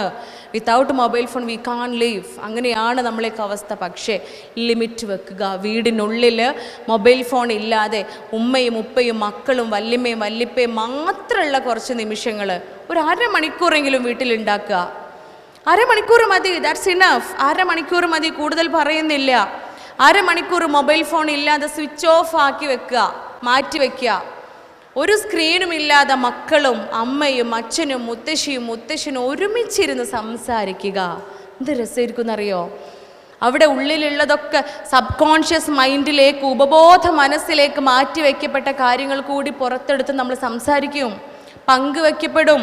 അവിടെ പരിഹാരങ്ങൾ ഉണ്ടായി വരും, പ്രശ്നങ്ങൾ പരിഹരിക്കപ്പെടും. കൂടുതൽ പ്രശ്നങ്ങളിലേക്ക് പോവാതെ നമ്മ ഇങ്ങനെ താങ്ങായും തണലായും പരസ്പരം മാറാൻ സാധിക്കും. അതിന് ഹോംവർക്ക് ചെയ്യണം.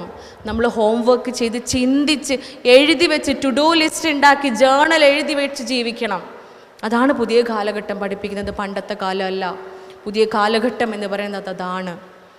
അതുകൊണ്ട് ഏറ്റവും നല്ല ഡോപ്പാമൈൻ ക്രഷ് ഫുൾഫില്ല് ആവാൻ നമ്മൾ നന്മകൾ ചെയ്തുകൊണ്ട് അഭിനന്ദിക്കപ്പെടുക.